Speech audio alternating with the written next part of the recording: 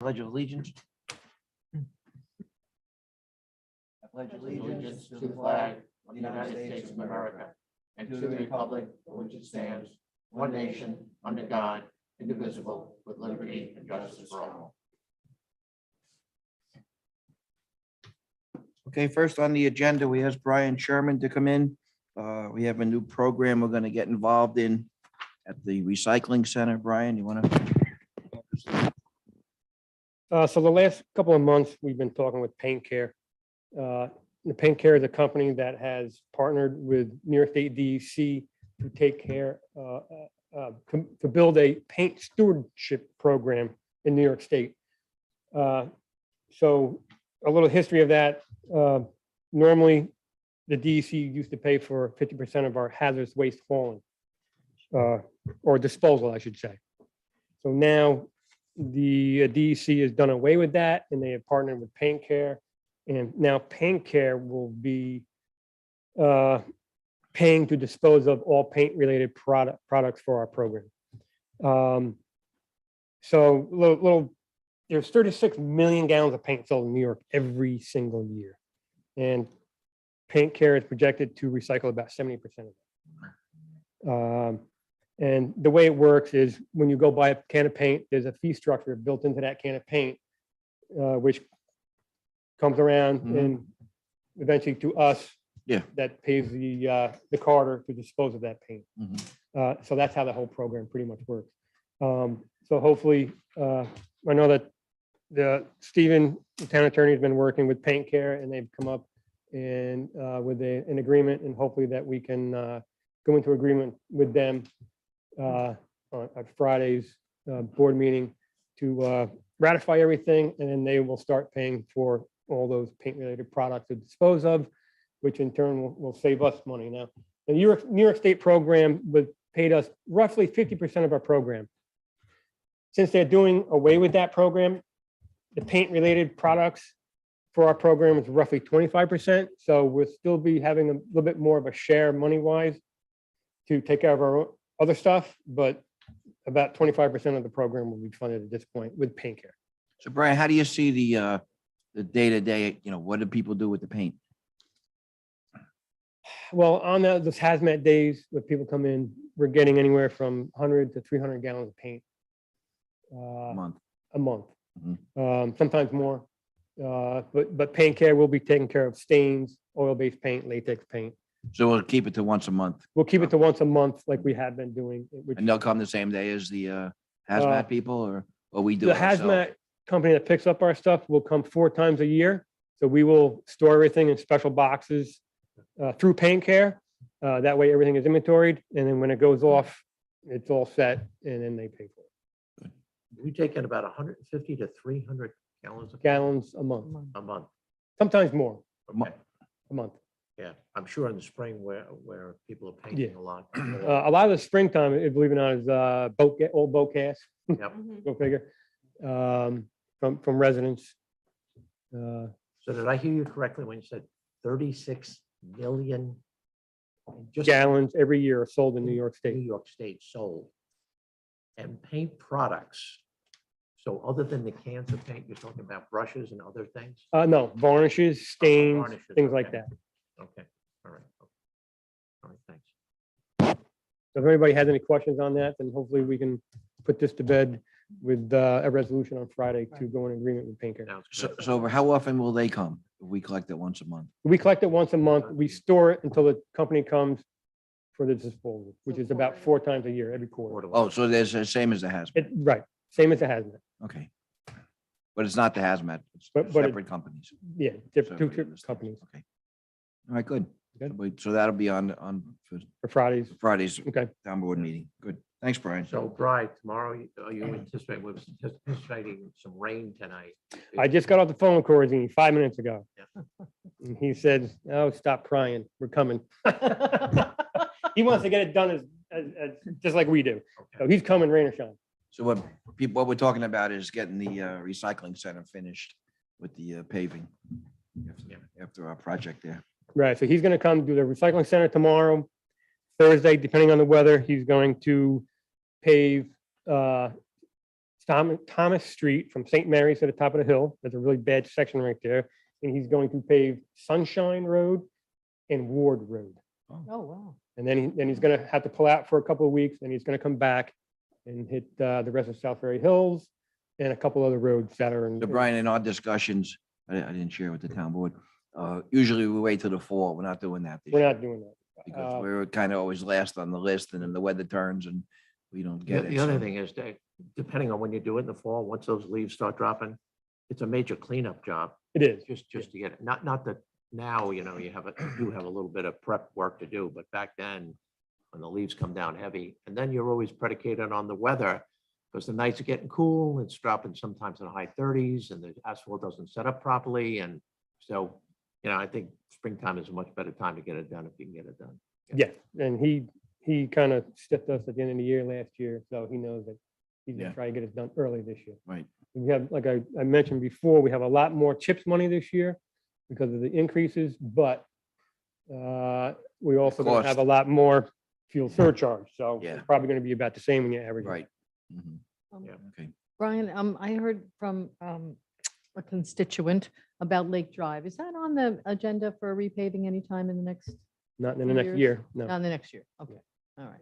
Yeah, because at the bottom of that hill, it's very broken up. and long. Yeah, yeah, You're talking about the bottom where Bergman is? yeah, Yeah. I mean, we could look at that and do a patch there, yeah. do a Yeah, 50-foot but section, It just but keeps breaking up more and more. actually, so. right above the hill, there's another low spot that we're gonna Yeah. put some road drainage in before we do any paving, so That's road what- drainage yeah. first, then paving. Drainage, that's what I was asking, but you know that both have Yeah. to, yeah, okay. Yeah, we have the But they're same on thing your, at- drainage anyways on your radar. we have the same thing at White Birch, where, you know, Brian will come in and do some, you know, eventually when you get on the list, Yeah, you know, you have to wait till your number comes up. That's all. yeah. Hey, Brian, quick aside while we have you here. The corner of Smith Street and Monantic. I talked to the county yesterday, Mhm. sent them pictures. I said, this is your mess. What do you want to do? Which it is, it's their mess. Yeah. And it's back to the engineers. Yeah. Whatever that means. If you look at the, if you look at the edge of the asphalt now, it is It's broken up actually now. starting to break Yeah. up. Yeah. Not only that, but if you look at the stop sign, it's 35 feet back Yeah, they put the. or the more line from the intersection. Way too far away. So from it's the way too intersection. far back. So Yeah. they have so to you revisit, stop and revisit that whole Drive thing. up and stop again. and Should then we you- dump some dirt in there in the meantime? Well, I mean, just see if I can't get anything out of them first. Yeah. They created it, they should Yeah. fix it. Yeah. I already spoke with the homeowner. He agrees. Let's see what they can do first. And if it's gonna take them forever, we'll just come in and Right. get the topsoil out of there that they Yeah. put in there, Mhm. put some heavier dirt in there, Right. put topsoil on top. Okay. Yeah. All right, good. It's too much. It's too much. I mean, it was just Yeah. this much of Yeah, topsoil. they As soon just, as it got wet, you know, it was toast. And they painted the line in the wrong spot. Yeah. I mean, the line is way too far away. Yeah. people are stopping back there or they're, Or they're blowing Past through it it, or- stopping Yeah. when Yeah. They think they should, and so, I mean, all in all, the rest of the Oh, roads that they did. Great here- job. Yeah. The West Neck, you even notice the fact that they, you know, went a foot or two on either side of the, you know, widening it that Mhm. little bit. It's noticeable. Yeah. You know, it's definitely noticeable. It's going to help with the number of people we have walking up that hill and then down that hill. Just having a little area for people to Yeah. walk is, So now, in the last 5 years, the county has repaved all of their roads. yes, So don't expect to see them for another 20. right. Correct. All right. Good. Fair warning. Thank you, Brian. Okay, thanks. You want to talk about fuel surcharge, fuel prices? I'll do that when we go around the table. You Okay, don't have to so- stay for that. All right, thank you. Okay, next on the list is EMS. I asked Detective Sergeant Tilburg to join us. This is for the position of EMS coverage on the island. We budgeted $130,000 in last year's budget. Jack's been working with Stony Brook, Southampton to try to come to an agreement. Jack? Yeah, thank you. So we have reached some successful conclusion. The town attorney has drafted the paperwork necessary to fund it. Generally, what we're doing is the town is going to fund a grant and University Hospital will receive a grant from Southampton Hospital Foundation, which will provide advanced life support coverage to us 12 hours a day for 365 days a year. Their equipment, their personnel, and it's within our budget. We negotiated or we came up with a agreed price of 117,500 that we will pay, and they'll be matching that with university money. So it's a home run for us in all aspects. We'll have a professional paid paramedic here, 12 hours a day. And it's just the timing. The first part was the funding issue, which we've now passed. Stephen has the paperwork done. And the second part was they had a shortage of staff due to competitive opportunities, and a lot of their employees left University Hospital to go out into the private sector for per diem work, Mhm. if you will, as we knew, anticipated. The state has come back with a new budget and has increased their salaries far beyond what they're making, so they anticipate those employees coming back. Mhm. So we're all ready to go. We look forward to the resolution. If you could pass that this week, that's the next hurdle in getting this done. So Jack, I mean, this is like the whole package. They bring the vehicle also? So they've already purchased a brand new vehicle that will be dedicated here and will transport their personnel to and from. So we'll have just like you see on the North Fork, you see that Not an Uh, ambulance. Suburban. No, it's a Okay, right, right, Suburban. right. It's going to be a first responder. It's called the Fly Car. Yeah. But it's fully equipped with heart monitor, cardiac medications. They actually are coming with everything in that truck. So it's really a win-win for us. It would cost us probably a couple $100,000 just to set that Yeah. vehicle up. Yeah. So And- that's all being supplied by them, including insurance and any employee coverages. Right. What about gas? That's on them. The only thing we're paying for and we agreed to was Ferry. ferrage. Right. And we were able to come up with an agreed price with North Ferry, who's going to discount that to help us get this program running. So Jack, 7 days a week, 12 hours a day. How many people how many staff do you think that? Any idea? Well, they estimated that at 2.5 persons it requires to do that. That's how they formulated the math for the proposed dollar amount. Yeah. Mhm. But it's not necessarily going to be the same 2.5 Yeah, people. yeah, yeah. We're yeah. looking at probably a steady person Mhm. and then a couple relief people Okay. Mhm. as they move. You know, they move, Right. they juggle their own people around in different positions. And on will the you north. be involved in the hiring process, or is that all on them? Yeah, we've been given the opportunity that we will be part of the screening. And if that person that we utilize doesn't work out, there's a pool of many medics Mhm. to choose from. So they're very interested in making it work and making it successful. Okay, just for the new members of the town board and for the public, just to refresh everybody's mind. Last year, Jack came to us and said, you know, because of some retirements and losses, we needed to, you know, increase the staffing and we needed the budget for it. So our intention was to try to do it, as Jack said, on a per diem basis on our own, which was going to be tough to find people on a regular basis. And as Jack said, it's very competitive. And Jack took it on himself to go to Southampton, Stony Brook, and to Northwell, and he negotiated with both of them. And I think we got a really good deal. Yeah, it's a home run. It's a big advantage for us. And, you know, we'll have to reevaluate that after a year because I'm not sure that they're going to half fund it. Right, They're looking to help us through a pinch, right.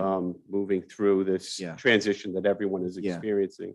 And I think we acknowledge just by, you know, budgeting the initial 130,000 that we're gonna have, this is gonna be reality going forward. Yeah. You know. Thank you. Any questions for Jack?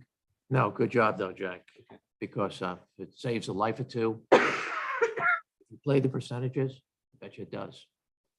Having that kind of certification on this island, 12 hours a day, 365 days a year, is the difference between life and death. Yeah, we're 100 calls into the year, so, you know, we're actually right on schedule. We're about 107 last year today, but today's not over, so Yeah, right. we could balance out the day close, but we're kind of right on schedule. Great. Yeah. Jack, All right. thank you very Yeah, much. I was gonna say, we are starting to look at fuel costs across all the departments. So we've got a little savings then from the 132 to the 117, but now we can cover the higher fuel costs that everybody's incurring. Your higher fuel cost, not, Yeah, for our own equipment, we'll look at that. we usually are far within the budget on fuel. Mhm. So, if- Everybody is, except when the price doubles. yeah, we'll see. I mean, we've converted, we're all diesel now, and that's been a big cost savings for us, and going to highway has been a savings as Right. well. Mhm. And we kind of continued the original budgeting, so we should be relatively okay, but I'll look at it for sure. Mhm. Yeah. But the Stony Brook issue that's their issue. Mhm. That's built into the package, Mhm. fuel and the vehicle is on them. That's great. Thank you for all your work, Okay. Jack. Thank Yep. you. Julia. Oh, I'm sorry. Julia? Yeah, just before Jack takes off. This agreement is with Stony Brook University or the Stony Brook Foundation or Stony Brook Southampton. It wasn't clear to me. So the contracted services, the contracted agreement is with Southampton Stony Brook Hospital Foundation. And the foundation is going to sponsor the grant, which is going to fund University Hospital for services. I guess that's all legalese, the way they have to do it. That's, Thanks, Jack. Mr. Kiley's been working diligently on that with the University Hospital attorney. You know, they can't just take money Yeah, in, there had to be a right. mechanism. Uh-huh. And this was the mechanism to provide a grant that we're funding.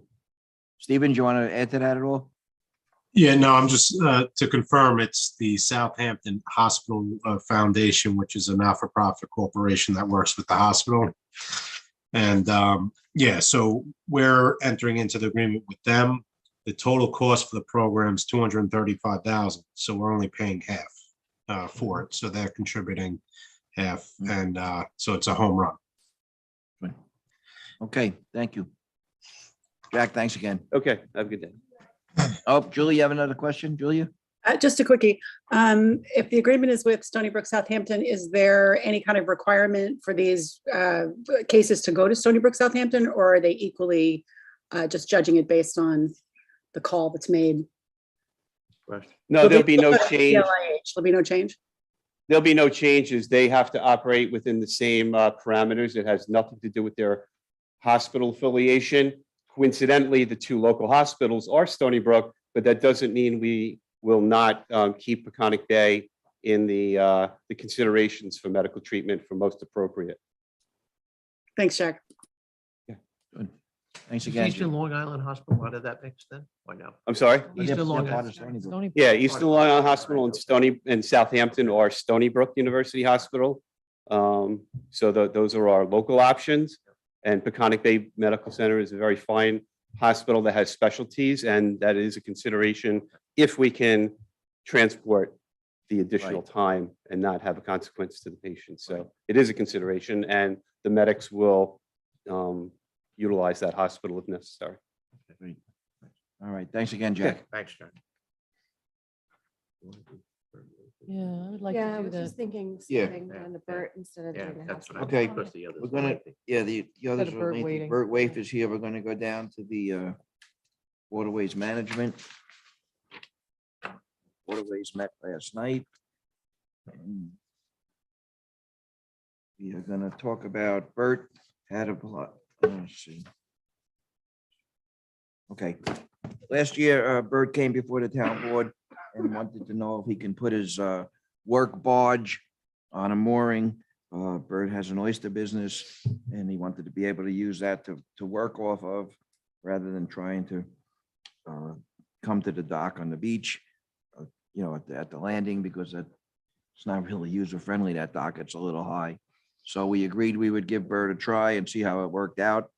And that agreement's over. So now we're looking to see what we can come up with for this year. Bert, you want to come up and talk about it? So appreciate you giving me a chance to try out that float on a registered mooring that I have at Daniel Lord Road.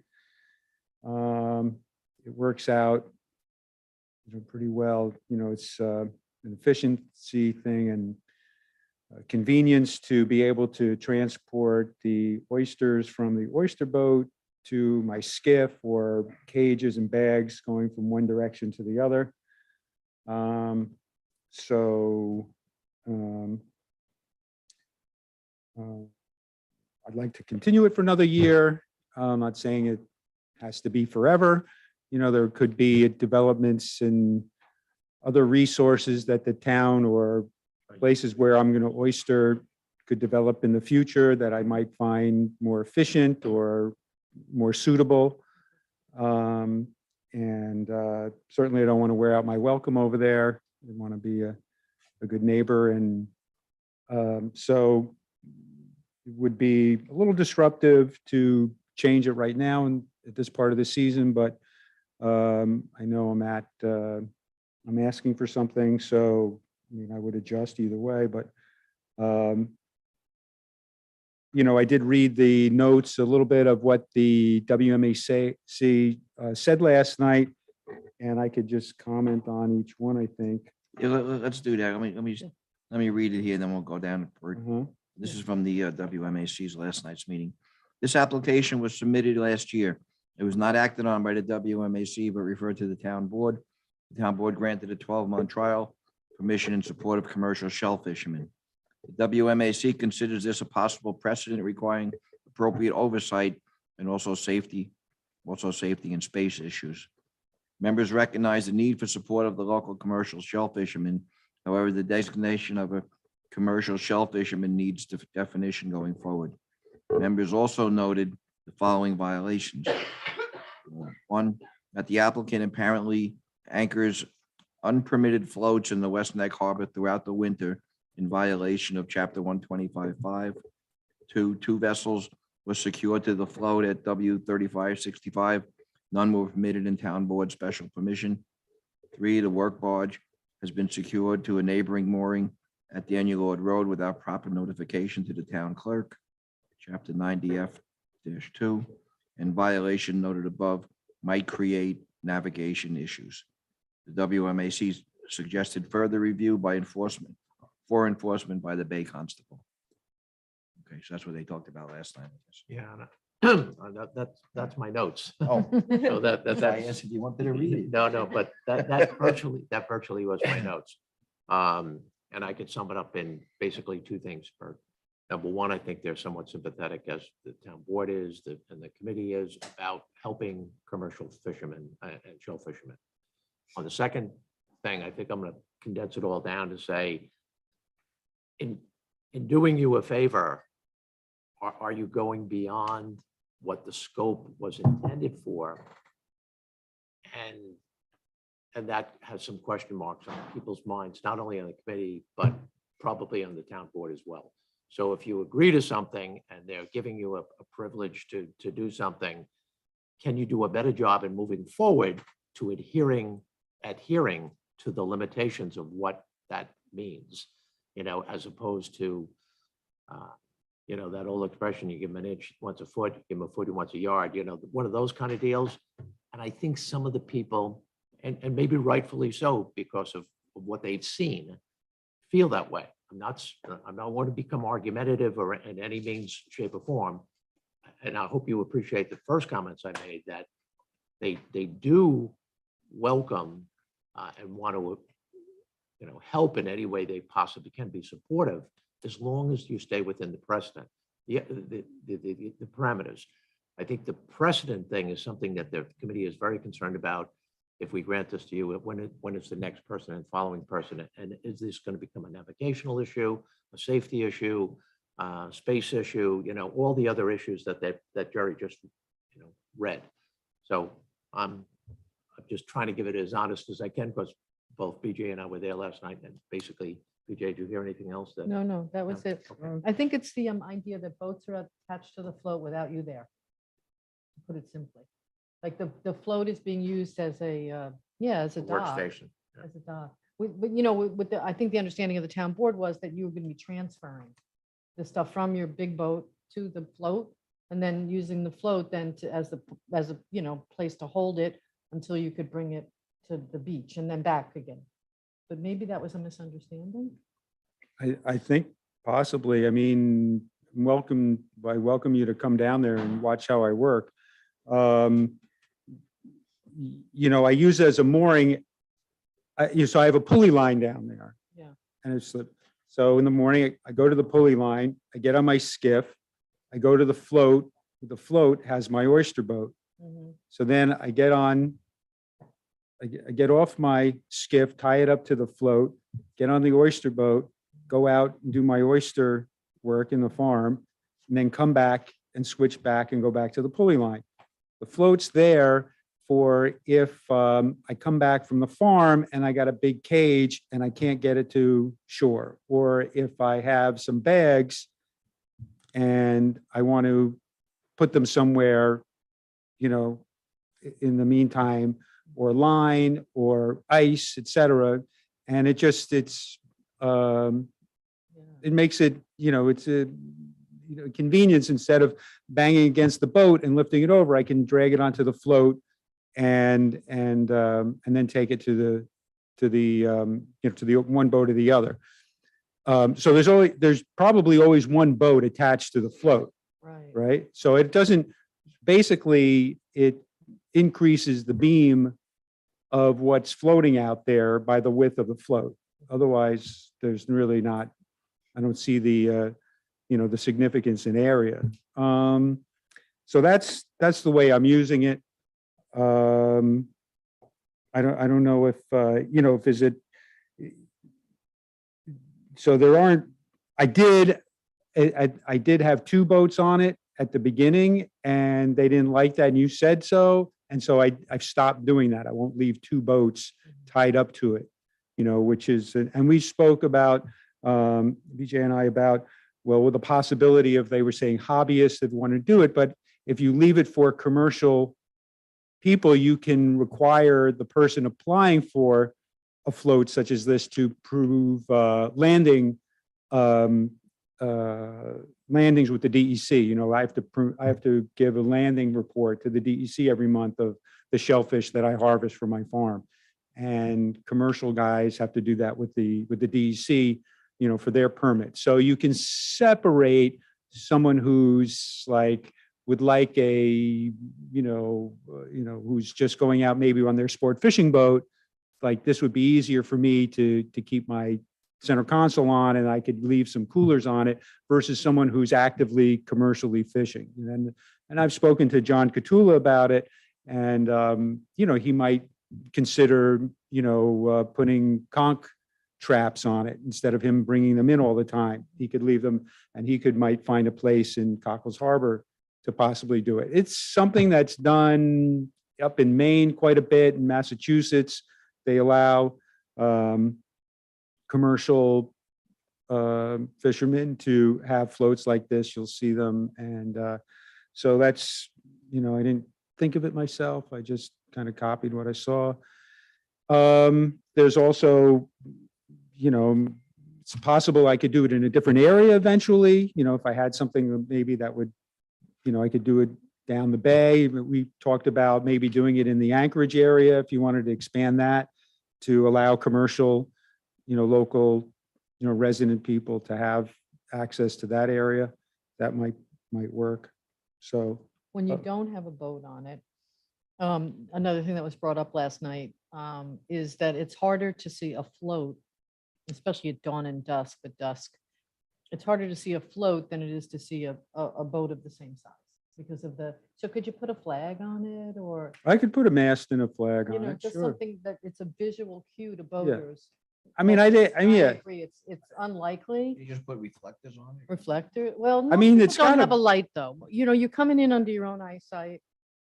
I mean, They sure. should I be mean, going there's like that. moorings everywhere. It's in a mooring area. I know. So, I mean, But it was brought up. and I'll just want to say that I'm not the only one that has a float in Shelter Island Town waters. Right. I'm the only one that's coming for a permit for a commercial use of one.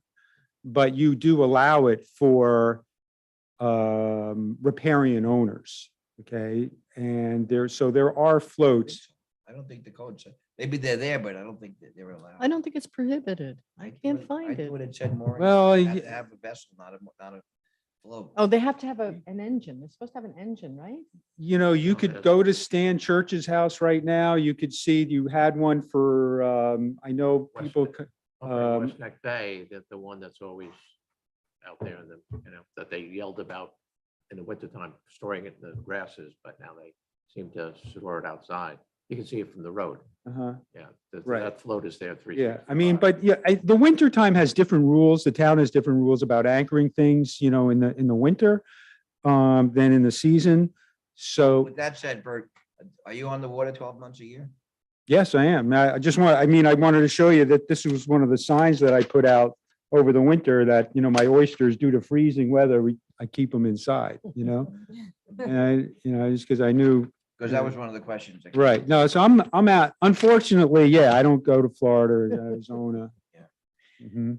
Then the other question, which I really didn't understand, was the repair, disrepair of the barge. Well, yeah, somebody was saying that it, it Breakdown. could become derelict, but I think that's a problem that doesn't exist. I mean, you're not gonna let it go derelict. I don't know, I haven't shaved in a while, so maybe they're looking at me. I don't know. You look all right. I Bert. think- I think they were concerned about by Huh? it being in the water 365 Uh-huh. year after year, the concern was just generally you policing your own float, saying maintenance on it, that maintenance. If you see something starting to deteriorate before it falls apart or something like that, it becomes a navigational hazard but I'm sure you're concerned about that. I'm sure if I would be, if I had a float there, I would be Mm. making sure that you maintain that float, the integrity of it. All right, so based on the concerns that you use it all winter, so that's why it's in all winter. 2 vessels were secured, you acknowledge that, and now we're gonna do that. The work barge has been secured to a neighboring mooring at Daniel Lord Road without proper notification. You know what that's about? No, I think that. Oh, yeah, that's, I've been working on Chippy's mooring, so so I've I been think it's just a matter of just, you telling know, Dottie that you're doing it. I More guess than a I few could tell days. people that I'm working on it. I guess so, sure. Okay. You're actually literally repairing his mooring, not Right. working while attached. to Well, his mooring. yeah, I mean, yeah, I Right? mean, I repaired it and then I'm on it. And so sometimes I move back and forth. Well, up it's and just down that the creek. Moorings are boat specific, but I think with notification to Dottie. Right. I know, it's so crazy because the town doesn't, you don't have to be boat specific if you have a commercial mooring and you're renting it to somebody, Right. but you have to be boat specific if you live here and you own a mooring. So, Another it's thing. kind of like, I know. it's you got another like, thing to be it's like careful. something like your thumb sticking it in your eye a little I bit, know, but I know, but it's that whole discussion but too about what is. I, commercial, look, you know? I'm here for one thing. I I know I got 3 minutes. So I would say, Bert, I would say going forward, I mean, if we grant this again, we're gonna have to figure out a way down the road that, you're a commercial fisherman, as opposed to what they brought up last night with the hobbyist.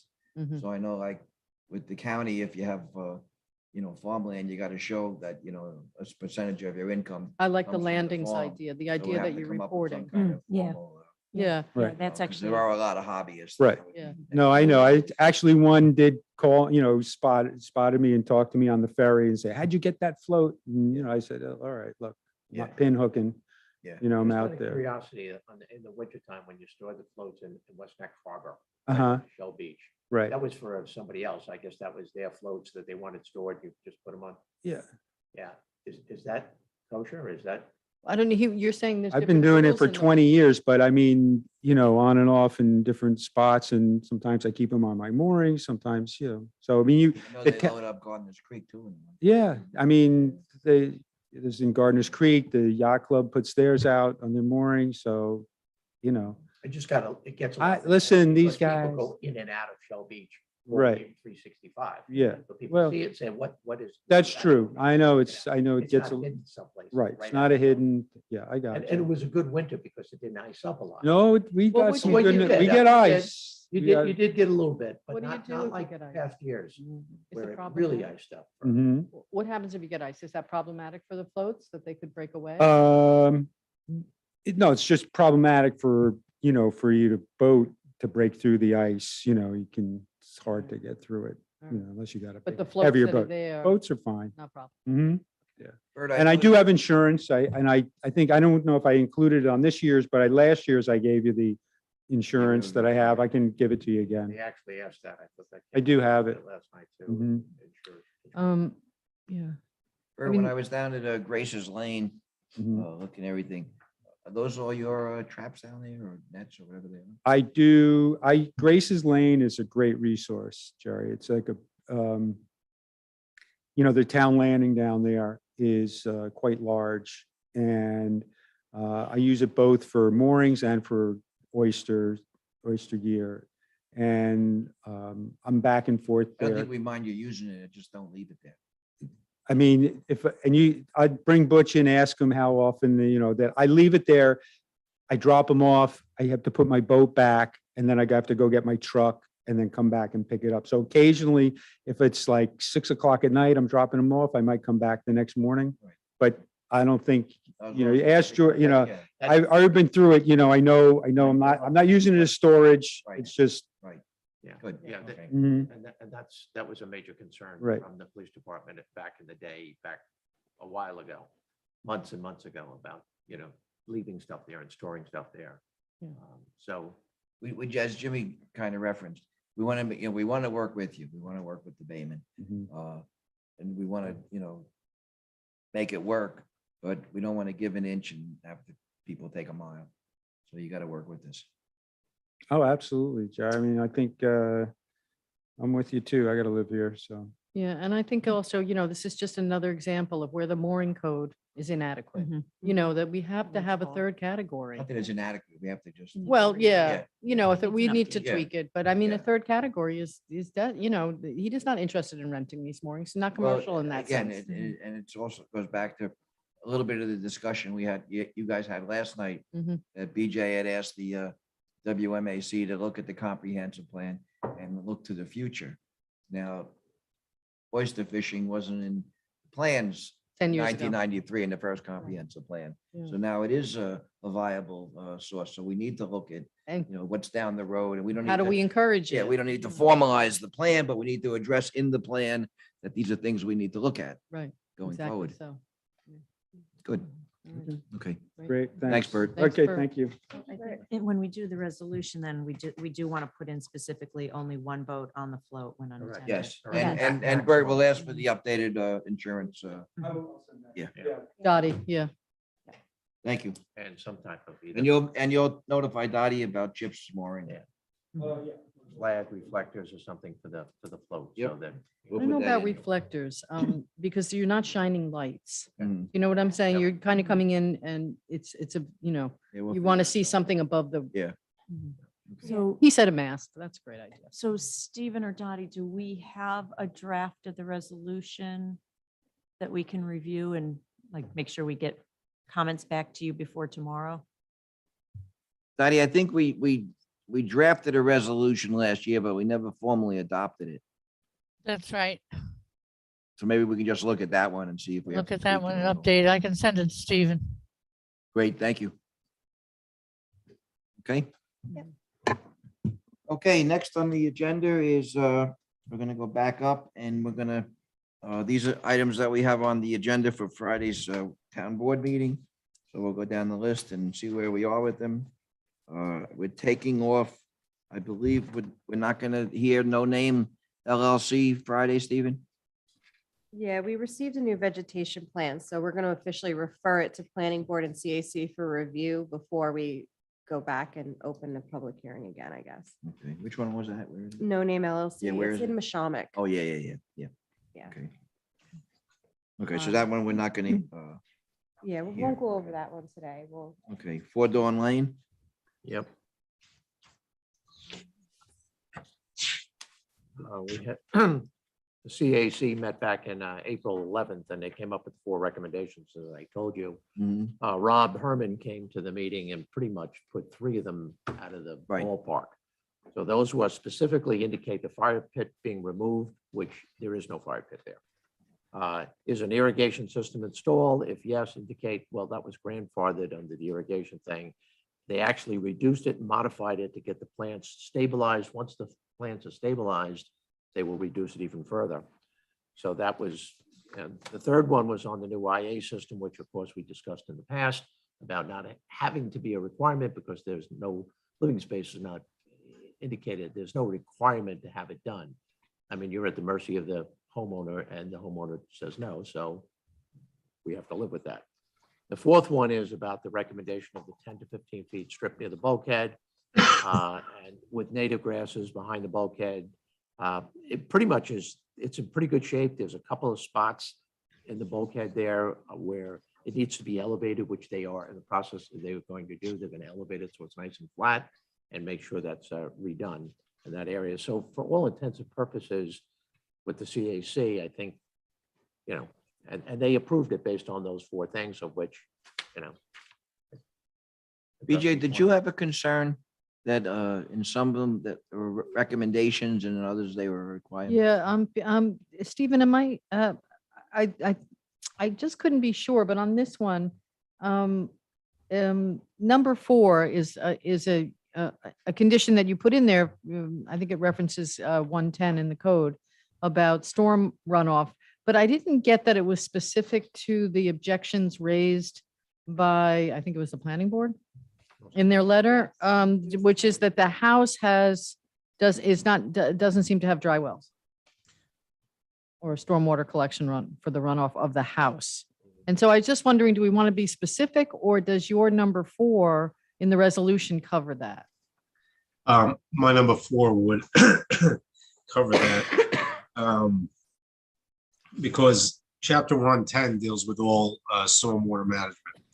And they're not sure whether or not they have functional stormwater management structures already in there. So it's basically, you have to bring it up. You're asking for discretionary approval for a luxury item, so to speak. So we want to make sure once they're done with us, that their property is fully up to code as far as stormwater management. So this condition will ensure that, whether, again, it exists in the ground now, they have to substantiate that to the building inspector, or they're going to have to put in new ones to bring their property into code. Okay, all right. Thank you. Okay, and the whole concept of requiring the IA system, I mean, it wouldn't be fair to do that here because we don't have anything in place. But I think it's a discussion we need to have if we're trying to, protect the aquifer any way we can. And if IA systems are one of the solutions to doing that, maybe it's going to become a requirement down the road. That, I mean, I think this was Albert Dixon's Yes. argument towards the end of his Yeah. tenure. Mhm. and You know, the counter argument is, well, there's no increased living space. right, Jim it's putting in a still- partially finished basement, There's but I still a know, but time it's, to- it's a, yeah. it's a lever, So it's something we have to discuss. to get people to I do mean, it. some towns, when you go to East End supervisor mayors, they toss around the idea of, maybe mandating it down the road. Yeah. But everybody puts them in. Yeah. So I think it's something we're going to need to talk about. Do you think the county will get there, Meg, Yes. mandating it? Yeah, I mean, it's their ultimate plan is to have every system on Long Island upgraded, Right. anything that's not hooked up to sewer. So their plan is to slowly increase the mandates until it's happening Mhm. consistently. Yeah. So whether it end up being upon property transfer that you have to upgrade, or if it's anytime you do a major or minor renovation to the property, or you're looking at all the different potential triggers to Mhm. increase the number and the rate at which they get swapped out. Yeah. So yeah, Yeah. that's So I the think, Meg, county's ultimate yeah, plan. other than like the mandated ones, we might want to look at if anybody coming before us for a wetlands permit or a special permit. Yeah. That could be. Maybe required. anything in the near shore overlay. No, absolutely. Well, if they're, yeah, but if they're out, if they're outside the regulated. Yeah, area. Yeah, we'd have to put that into the town code as a Right. requirement. But anytime we impose conditions, there has to be a nexus to what they're asking for to ameliorate any of the harms. And here they're, ripping out, fertilizer dependent grass and putting in a bayscape that's native vegetation is gonna, increase the protection inherently of the wetlands by putting that in. So in this particular case, I don't see a direct nexus to require. Right. Right. Mhm. No. No, but it just kind of opened the discussion going forward. Mhm. Okay, any other questions on that one? We Okay. also received an updated vegetation plan for that, so you can see Yes. how they're going to be planting around the walkways and stuff, which will also help mitigate runoff. Mhm. Yep. Okay. Then the next one is Weisenfeld. Anybody? We haven't met yet on that, April or May, we did. So- wasn't on the agenda, meeting in June. Oh, you haven't, Oh, who you hasn't? guys haven't done. CAC? CAC, no, I don't have anything for April or for May. And- Planning board Your Not on my planning board. notes. Wait, just did their review. Isn't on the agenda. Okay, maybe 14 Peconic. Okay, we did have. Yeah. I'm sorry, we did. Okay, we added that. It wasn't on the original agenda. Yeah, they went with 5 recommendations. I don't know if you want to hear them or. Yeah. It's a half-acre piece of property. Number 1 was no dewatering, which is a standard, which, should be stated. Number 2 was a 5-gallon per minute pump, which again, we're starting to standardize that in most of our nearshore areas. Number 3 is infiltration chambers moved out of the 100-foot line, which to the side of the house, which takes it out of the 100-foot setback. And number 4 was the replace the wood bearing wall, which is at best in fair condition. And number 5 was replace the sod with zoysia grass, which needs less fertilization, and things like that to establish out near the wetlands. What's the retaining wall? There's an old railroad tie wall Then- that's, Along the Okay, or- property, no. no, No, it's no, just it's property on the line. property. Yeah.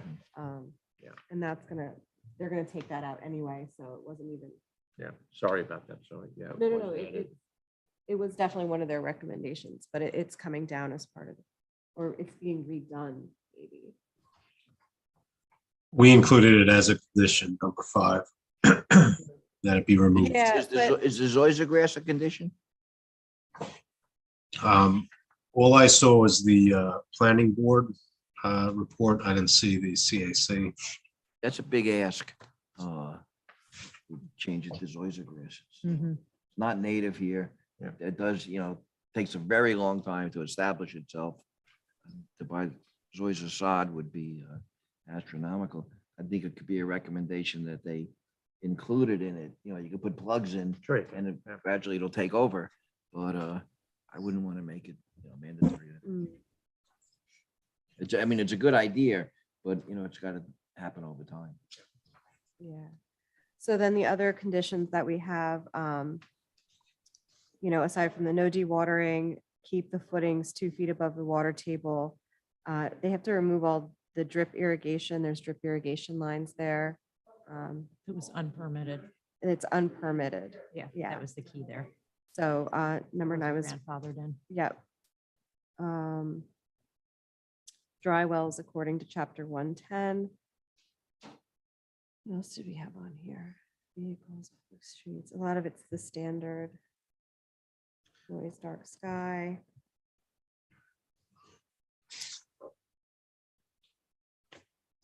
So yeah, I think those were the ones really. I don't see the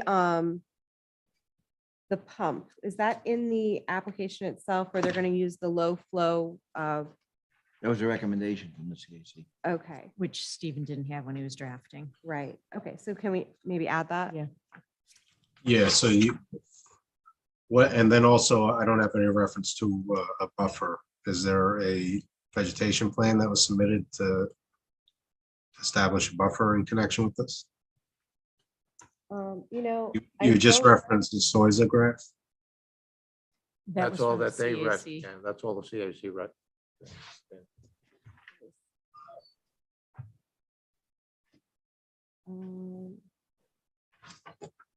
No, I don't see anything specific to creating a vegetative buffer. All right, so, and can you just flesh out that add pump? I know I'm gonna get to CAC, but what was that? So for the well, it's a low flow, what is it, 5 gallons per minute pump? Instead of a higher powered pump that would draw more volume. Right. I'll see if I can find it in another resolution, Stephen. Okay. Um, And I just want the board to know that I put a new standard condition in, if you look at 22. That upon completion of the work approved pursuant to this permit, along with the completion of any applicable conditions, the applicant must call for a final inspection, receive a written certificate of compliance from the building inspector. I just want to make sure that they do everything that we've asked, and they have to secure that certificate of compliance that shows once the building department's done with their review, the property fully complies with the approval, and we have that in the file. I like it. Mhm, Yeah, I like it too. mhm.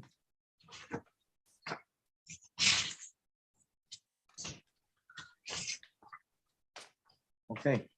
Anything else for that one? No, I think that covers that one. Okay, so we're gonna do those two, and the no name one, we're not gonna do Friday. Right. Okay. We're gonna send that over to planning board and CAC to look at the vegetation plan. Okay. Okay, next on the list, these are a bunch of outdoor permits, assembly permits we're gonna approve Friday. I just want to make sure everybody's on the same page with all of them. Just for note, all of these, well, the majority of these have a benefit to the town. So we'll start the Historical Society as the first two. The first one is a dance fundraiser, and this is for the noise exemption. Mhm. It's the annual event. Mhm. Then the second one is they have their musical, that this will be the second year they're doing the musical. That's also for a noise exemption.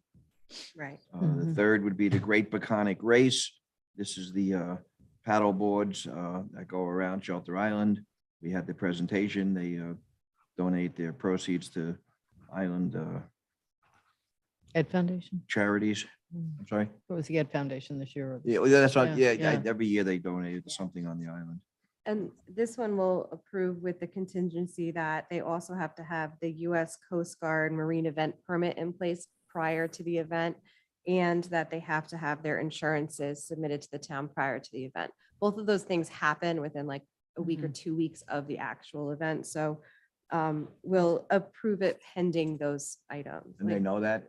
Mhm. Yeah, They- And they know- parking. They know Didn't we they have just to get talk about- that. they do. Okay. When they did the presentation, they said they Mhm. would. We talked about a certain amount of parking at Wade's Beach too. They were supposed to limit it Yes. to 45 or Yeah. 50.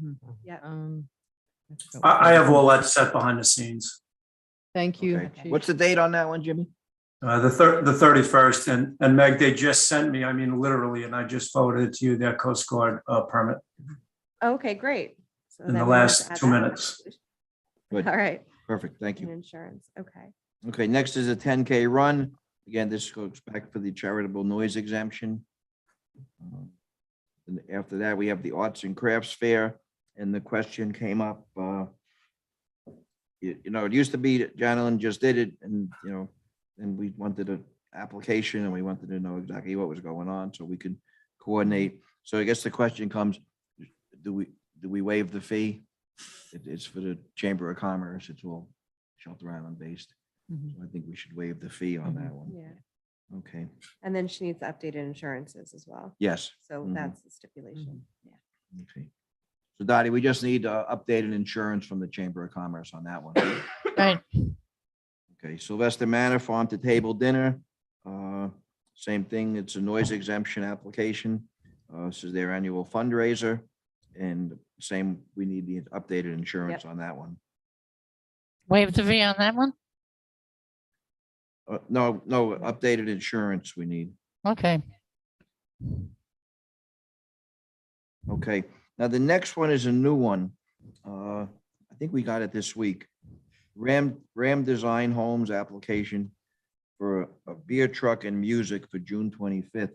This is on Bridge Street. Yeah. On I'm not Bridge really Street. familiar with this one. So it's on Bridge Street, right next to the liquor store.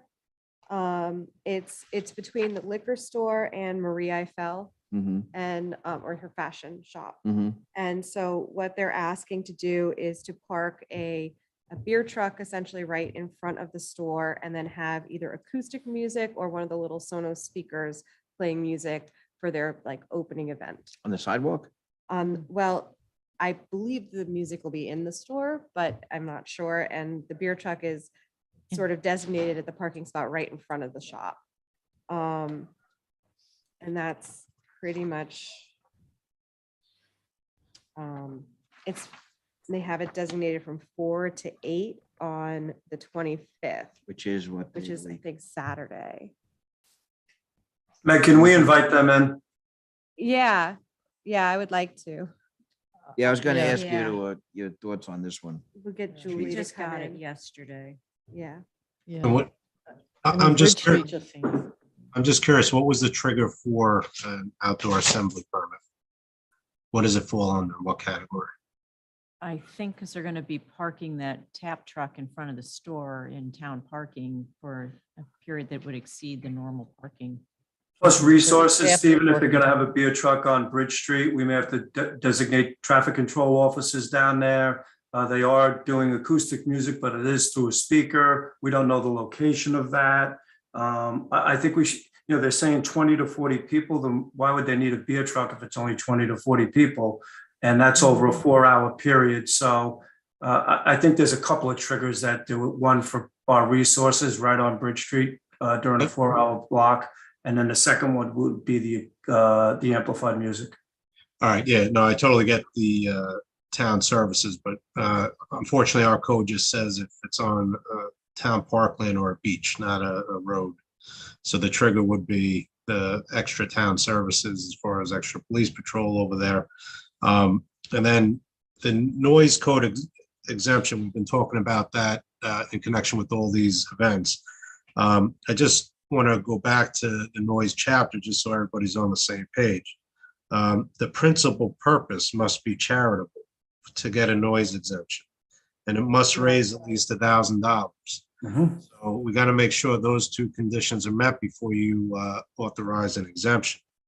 Like, to me, what you're describing right now doesn't sound like the principal. No, this purpose. one's not eligible for that. Yeah, that- No, the other ones were the Historical Society, the Great Peconic Race, the 10K run, Arts and Crafts Fair. Yeah, no. I just want to make sure, again, anytime we're allowing an exemption, it's supposed to be, Right, you can't be just willy-nilly authorizing them. They have to right. Yep, be legitimate, and the principal purpose must be charitable. And then they have to Right. give a figure about how much they're going to raise, and it has to be at least $1,000. right. Get an Yeah, exemption. we covered that. Yeah, Yeah, this this one one's doesn't not get a asked. noise exemption. Yeah, I was going to say, this one's not asking for that, so. Well, they Jimmy, mentioned the are music. Jim, They mentioned the live music or a speaker being used. So we got to just make it clear that that's not going to be it's allowed. got to be Then they're within the, We talked about developing a new application, which we're in the process of through Dot's office, and there will be a checkbox for that. So we're a little clearer on who's asking for that and what charity they're giving it for. So we're working on cleaning that up as our group. So I think bringing the applicant in helps us to clarify a lot of these questions, especially in that location. I think that's why we're pushing it back up to the town board. hey, Chief, my first thought on this one was, a beer truck on, the state road on a sidewalk.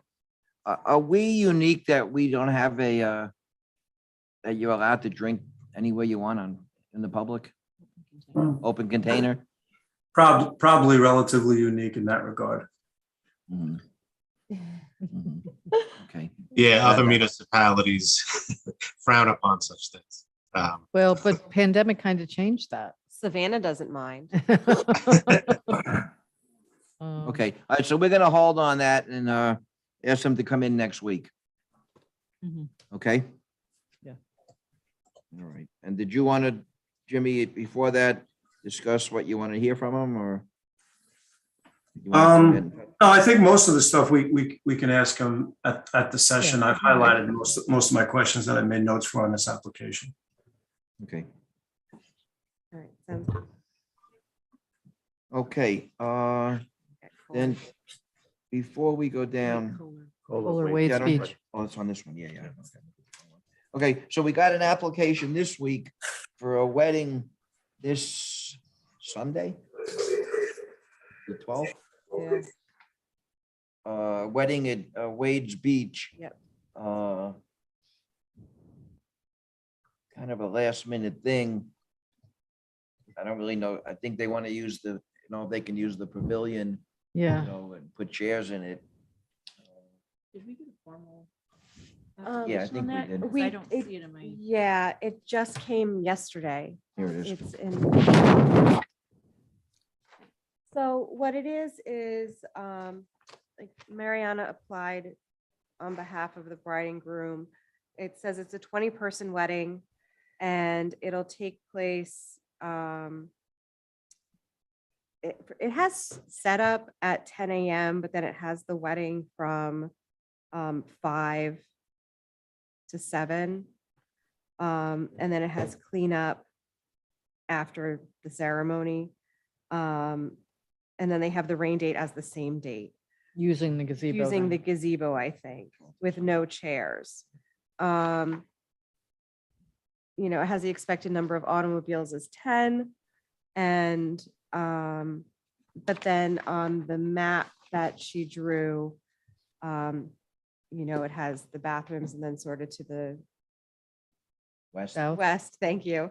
It has like, you know, chairs with little ceremony, but then to the left of the bathrooms, staring at the bathrooms, I guess, they have like a banquet table for snacks and beverages, 4 high tops, and then the white folding chairs for the ceremony. So I'm not really sure exactly what the scope is. I don't know if this is a catered event or if it's just people bringing their No, own it's chairs, not. having their own table. No. Dad, did you get to talk to her? I did. I talked to her yesterday and she's just doing this as a friend of the bride. So, Okay. So they're just kind of like bringing their own drinks. yeah, they're taking care of everything. So Okay. it's more informal than a real, Right, very, They want- Event. Except they want to use the gazebo. Mhm. Only if it rains. if it rains, yeah. If it rains, they want to use the gazebo, I think, for the drinks and snacks. I think they're And I going guess in- the I whole- think the drinks and snacks are going in the gazebo anyway. I think if it rains, they'll have everything in the gazebo. That's what I'm gathering. No chairs in the case of rain. Right. if they have a map. And it's supposed to be decent on Sunday. Yeah. But why at 20 people? Couldn't they just show up, Well, I think they probably could. Well, right? if they're using, But- I mean, well, I guess they'd be taking over the gazebo. So AJ, one of the triggers for me on this was when we look further down, is it a business on the beach? And if they're a business on the beach, they should be an applicant in that regard. If she, so because Meg and I saw the 20 high tops and some of the extra things, is she a business operating on the beach? Now Dot has cleared that up. So Right. some of the, so that may take away a trigger, you know, for the town. So that's why we were discussing it. And again, and I would highlight to the board, I really like when the applicant comes in and states their own application or need for the event, and it gives us the opportunity to ask them. I know this is a short one, so we're kind of doing it on their behalf, but it really behooves us to stay with the 30-day deadline or rush fee, because that's in code, as Stephen knows, and then to kind of address it that way, because, you know, a 1-week notice is tough, but normally I would say, I'm with you, BJ, that it might not trigger it Yeah. as just Right. 20 people going down to the beach. If they're the first come, first serve at the gazebo, we can't reserve them the gazebo. And then they're on their own. It doesn't trigger an application. Stephen, do you agreement on that? Well, I agree that we should definitely have applicants in here. It would prevent all the speculation and wasting time we're going through, but I think it's clear that a permits requires is additionally at a town-owned beach or park. This is a use of a town beach for a specific purpose.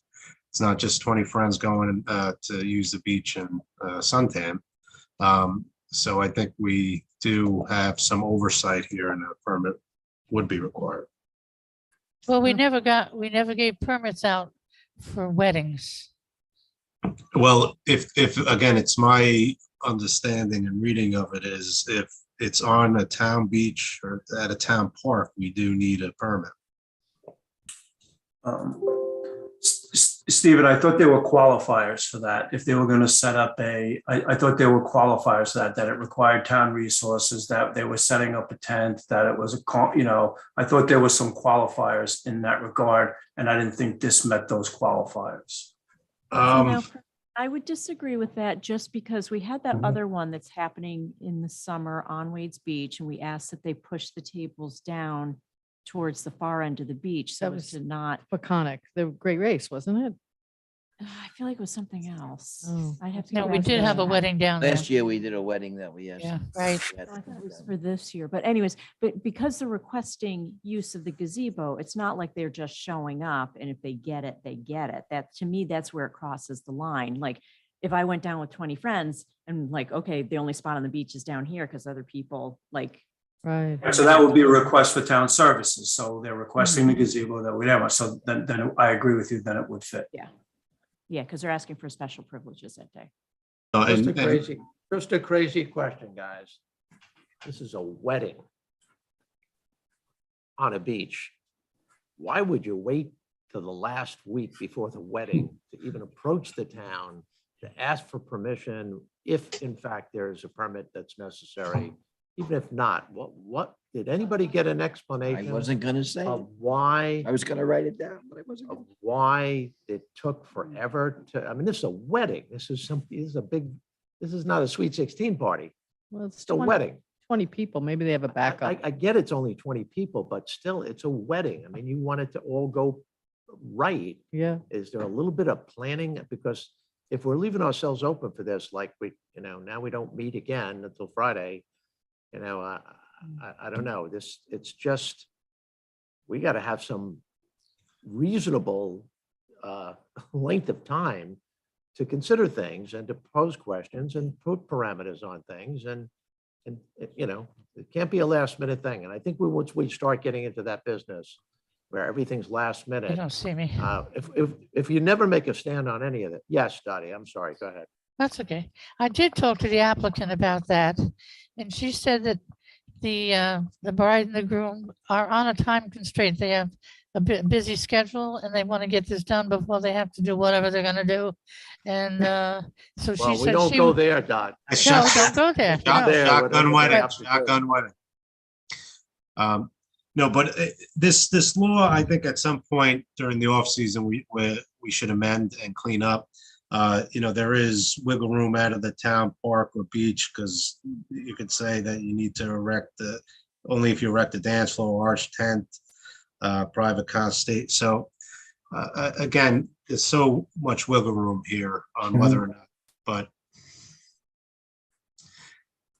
I mean, the whole intent, by the way, is not like the town of Shelter Island has 10 beaches. We have two certified beaches where there are lifeguards and people go in the dead of summer. Whether it's the end of June, July, August, I mean, it is summertime. So one of the intents was we were very reluctant to approve these special events going on during the high season when the demands, again, you don't know what the weather's like on, for Sunday. It could be a 90-degree day where you get 250 people down at the beach, and it's crowded. And I remember having these discussions years back about, a wedding in May, early June or September, after the flood of people.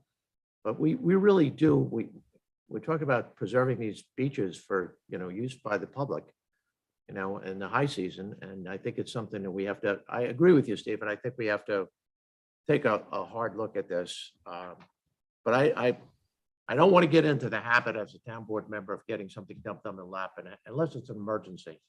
This is not an emergency wedding. A wedding is a wedding you plan for in advance. So, and along that. exception. We better be prepared to make the exception over and over again. Along that vein, it's just important because if there are competing interests on a beach, the police need to know when there's going to be a congregation of people. Just again, if you have people trying to have a wedding versus people that are just there to relax, there could be issues. So the PD definitely needs to know about when things like this would occur.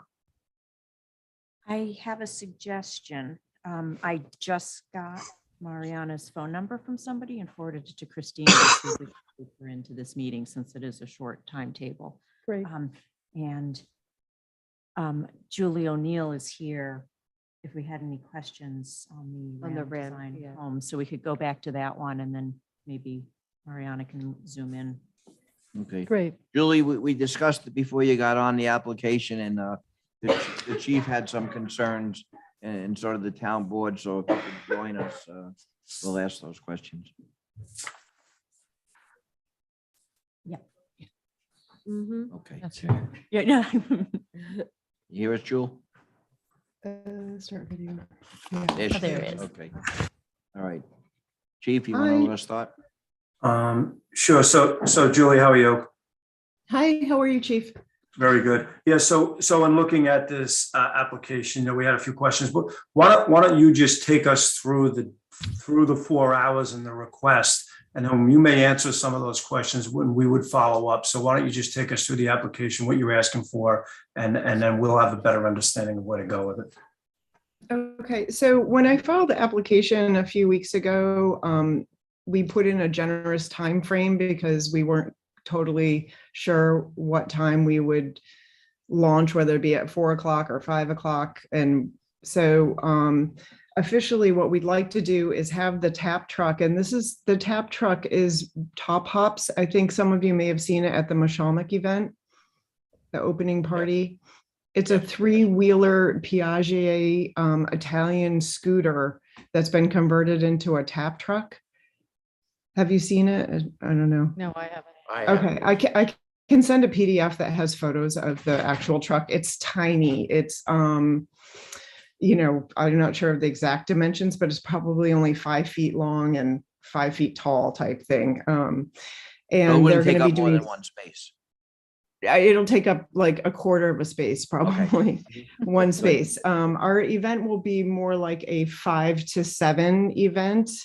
And we will be offering our customers who come to the store to come and see our new furniture line and visit the art that we have on display.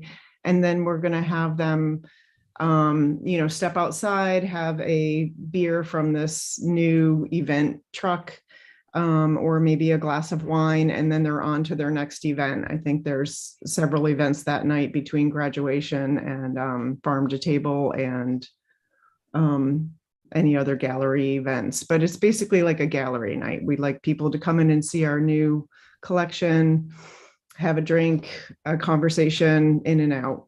And we canceled the music where we decided there's not enough space.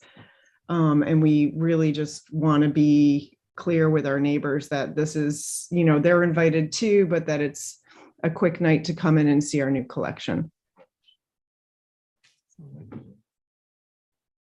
Julie, would you say the hours were? I'm sorry. 5 to I 7. think we'll do 5 to 7. And officially on our invitation. Yep. Mhm. If people come a little bit earlier, a little bit later, and we'll put on the invitation that parking is available in the heights along the side, along the water, where the diagonal parking is, or up in the Yep, heights, yep. along Chase Avenue. And we'll let them know that there's a public restroom across the street. We don't really anticipate people lingering more than 40 minutes, maybe. And we, people coming at different times based on their own personal schedules. Okay. Any All other right. questions? music. You're gonna The cancel music we it? canceled, okay, we sorry, would I was- probably just play from our Sonos, but it'll be background music. We're not going to have Vanessa Trouble here doing acoustic music or electric music. And we won't have anybody out back either. It'll just be in the front and in our store. Okay. Okay. Sorry, So I was I'm- trying to find the application Yeah, again. And also we are getting event insurance and working with Angelo Picozzi to for the landlord authorization with him and Willette. So I'm not even sure an outdoor assembly is required here now that she fleshed this out. What do you think, Chief? Yeah, so my question is, what we'll need to do. So one of my questions was just trying to get a real sense of, you had 20 to 40 people. We didn't know what to say. We're going to send, at any one time, maybe 20 people can fit inside. Mhm. And we're thinking between that and maybe 20 people outside at any one time. Over the course of the night, maybe we would have double that. Hopefully more people will come by, but I don't think that we could host more than, we can't have 200 people here. It's small. So, So how do we're going you, to invite designers, artists and what from our mailing list, but we are going to advertise this to the community so that if, everyday citizens want to come by and see our collection, we'd love to have everybody come. How big of an attraction that will be is hard to say. And I think we would also have somebody at the door, have somebody, making sure that people aren't stopping traffic to gawk. Can you share my screen, along, Christina, having for a a couple second? extra staff. Also age, drinking. Yeah. age. I just want to share my screen for a second, so we're all on the Sure. same page. That's where the tap. Jimmy, Amber had the question of, the parking limits. When do we stop checking parking on Bridge Street? Oh, thanks. So one is, I just wanted to, Jerry, I'll get right back to that. One is, so that's it. Am I correct in That's that? correct, yes. Okay, great. So the board kind of has a look at it. So they would take a spot. So it's 1 hour parking down there all the time. Generally, we enforce it through 5 PM. So Julie, that would be the only thing for me is trying to get my head around, do I dedicate a traffic control officer for that time period?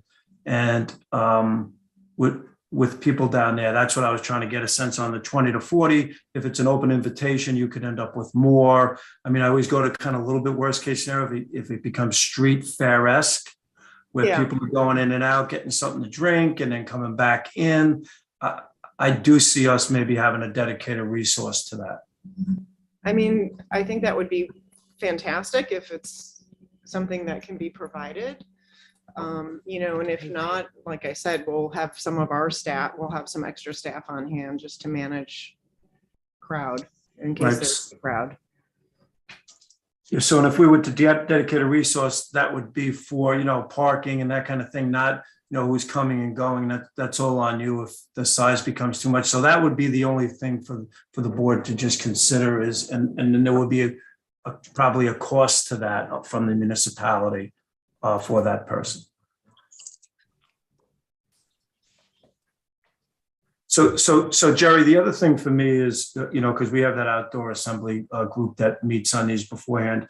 I'd like to let this sit for a week if that's possible with the board. I think there's other businesses down there that may want to hear this and see what their input is. They might largely endorse it. It'll give me a chance to just look at our resources. I may get with Julie offline just to make sure that I fully understand what she wants to do. And we just reconvene on Tuesday to kind of go forward with any clarity on this.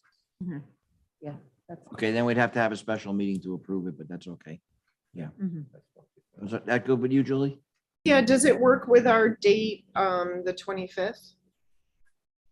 Yeah. We could yeah, make that we'll have a date. We could special make it meeting. work. We'll talk about it next Tuesday and then. Right. we And can approve it if we approve. Yeah. On the same day. Okay. Okay, well, we have our insurance certificate if you need those things. Let me know if that helps, and I guess we can advise our neighbors in the interim. We were gonna send them an invitation, but we can just walk around and make sure that they know. We've told them loosely. Obviously Maria Eiffel knows because she's our direct neighbor. We share the space with her. But we'll make Okay. sure that the whole street knows. Julie, just reaffirm for me the actual times now. 5 to 7. 5 to 7, okay. And Meg, I would just ask you to join me with getting with Julie on some clarity. Yeah, no problem. And actually, your application had 4 to 8. It said 4 to 8 because I applied like a month ago or so, and we just didn't have it dialed in. Mhm. But we don't want to have 4 hours, and the tap truck is only here for an hour and a half to 2 hours. They're going to give us. Okay, all right, yeah. So we I'm just looking at we what- narrowed in a bit. Yeah, and looking at the application we got yesterday, it does have the insurance. You included that, so we're good there. Right, but we're getting added event insurance. Okay. Okay, cool. All right, good. Thank you, Julie. Thank you, We'll talk to Julie. Thank next you week. guys. Thank you. Have a good rest of the day. You too. Bye Same to for you. now. You too. Same to you. Okay, Amber had asked Mariana to stop in Yeah, to, Christina did. Yeah, or she's on. Christina did to discuss, the wedding. I'm here. Hello, Hi, everyone. Mariana. Hey, Mariana. Sorry, I'm not gonna show my face. I'm cleaning house today. That's okay. Okey dokey. Can you run through the plan for us? Sure.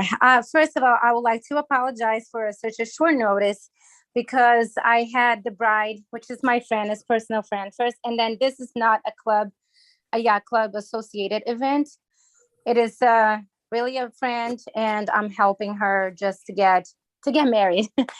And she called ahead of time, and I don't know where the information got lost, but we were told that we didn't need a permit, which I found it very weird, and I wanted to double check, which is great that I did. Otherwise, I would be in trouble on Sunday. But that's basically just them getting married. They're personal friends of mine. And that is no more than 20 people. They invited 20 people. I'm not sure if all of them will show up too. And they just wanted to get married at the beach. So I'll have like 20 chairs in there, the folding chairs. There's 2 flowers and, pot flowers to make the altar. And then she wants to have, like, there is a cheese board that was supposed to be served under the gazebo, and cold beverages. And that's all going to be set up by, friends like me and some other friends of her, and break down by someone that she hired for to clean up and take care of everything else. Okay. Questions? No, Chief, you got anything? No. Okay. All right. Guess that's all. approve of project. Yeah. Yeah. All right, Mariana, thanks for jumping Fine. on. We appreciate it. You're very welcome. If you have any more questions, I'm happy to answer anything you need. Thank you. Actually, I do have one question, if you're still there. Sure. I'm here. Because I'm looking back, it took me a second to pull up this application again. You have the setup time at 10 a.m., but the wedding isn't until At 5. 5? Right. I Um, just put it out there because honestly, I still have to work my main, that's, Mhm. I do have to go to work, and I was going to do that in the morning. But if that's a problem, an issue, I can change the time. That is just, a ballpark of what I had planned and how to do that, since we're all doing as friends and doing in our own time. Because what I was thinking is just it ties up the gazebo for the entire day if it gets set up in the morning. So could you just put signage up in the morning that the gazebo is reserved? Absolutely. From 4 until whatever, some later Mhm. date, so that people can use it during the course of the day. Oh, not a problem. That shouldn't be a problem. I would If say it's that's an okay to excellent put a sign. suggestion. Very Mhm. good. Yeah, I I would understand that, support that. Big it could be taking a lot of public time. So if that's an issue, I'll definitely adjust that, and we can put signs that by 4 to 6, is that a good time, or do we need, shorten the time? Yeah, no, that's good. It's just, taking it up for the whole day versus, for a few hours makes me more I understand. comfortable. Yeah. Absolutely. I'd say there are 2 benefits of that, Marianne. Number one, it will not infuriate people, the fact that the gazebo's, off limits, so to speak, for the whole day. And number Right. 2 is, if you do set up early in the morning, I've done that for events. When you come back hours later, it's not quite set the way you had it. People have Right. got in, Well, moved chairs, guess that brought for them out to the my- beach. So I think when you do that at the very beginning of a day, you will not see that same setup when you come back and you Right. expect to see. Well, I guess from my Maybe we'll look perspective, period. I didn't, we were going from we were planning that we didn't need a permit, so we wanted to save the spot. Now that I am learning all of that, I understand that if there is a need to put reserve sign, or a sign just saying that the time frame that is reserved, it's okay. So that was the purpose, and obviously, working on my own time outside of my job. Mhm. So But my, that's not a big deal. You please let me know what's a good time frame, and I'll do around what you tell me. I'm not trying to add a task here, but I think that the reservation should be official. So that, you know, people can't just go down there and reserve the gazebo. It's open to the public, right? So if we're going to authorize this as a permit, the town should say this is reserved as per a permit from this time frame. The other thing that I would say to you is I believe, because I was involved in that construction with the Lions Club, I believe those benches are fixed, that they're screwed Yes, they into the are. concrete. Yes, they are, and that's okay. That's not, Okay. it doesn't need, I think the only thing that it moves out of there is the picnic table, which is totally fine. We can either use that if it doesn't move, but I'm pretty sure that it moves. We can just drag it a little bit Mhm. if it's necessary, but there's not a problem with the benches and everything else being, Fixed assets that you're not fixed. going to move. Yes, Right. no. So would 4 o'clock give you enough time for the setup then? That should be great. Yes. Okay, so we'll put 4 to 7 is the, Mhm. in the As a- permit, Yeah. in the resolution. That's a good catch. And that is something that the Highway Department of Public Works is going to post. Is that a question for me? Really? No. No, it's for the town board. Yes, that how it goes? yes, Appreciate that. we'll let them know to post that. All right, and if I need to come back and readjust the application with the time frame, I'll be happy to do that. No Perfect. problem. Thank you very much. Thank you. Okay, as long as we're on that subject, I got I'm a good to phone go, call right? today. Yes. Yes, you're thank good. you. All right. Thank you. Thank you. Have a great day, guys. Same to you. I got a phone call today from Bill Riley, who was Pat Riley's son. I think most people know Pat Riley from the church, Sister, from the yeah. school board, from the Heights, where she got the Heights actually designated as a historic area. She's a very big part of the community. And her son wants to start an event on the island, sort of to, you know, memorialize his mother, but also just for the, you know, for the island to get involved and to, you know, have a nice day, like we did the thank you thing last year for the COVID things. So he was hoping to make it an annual event.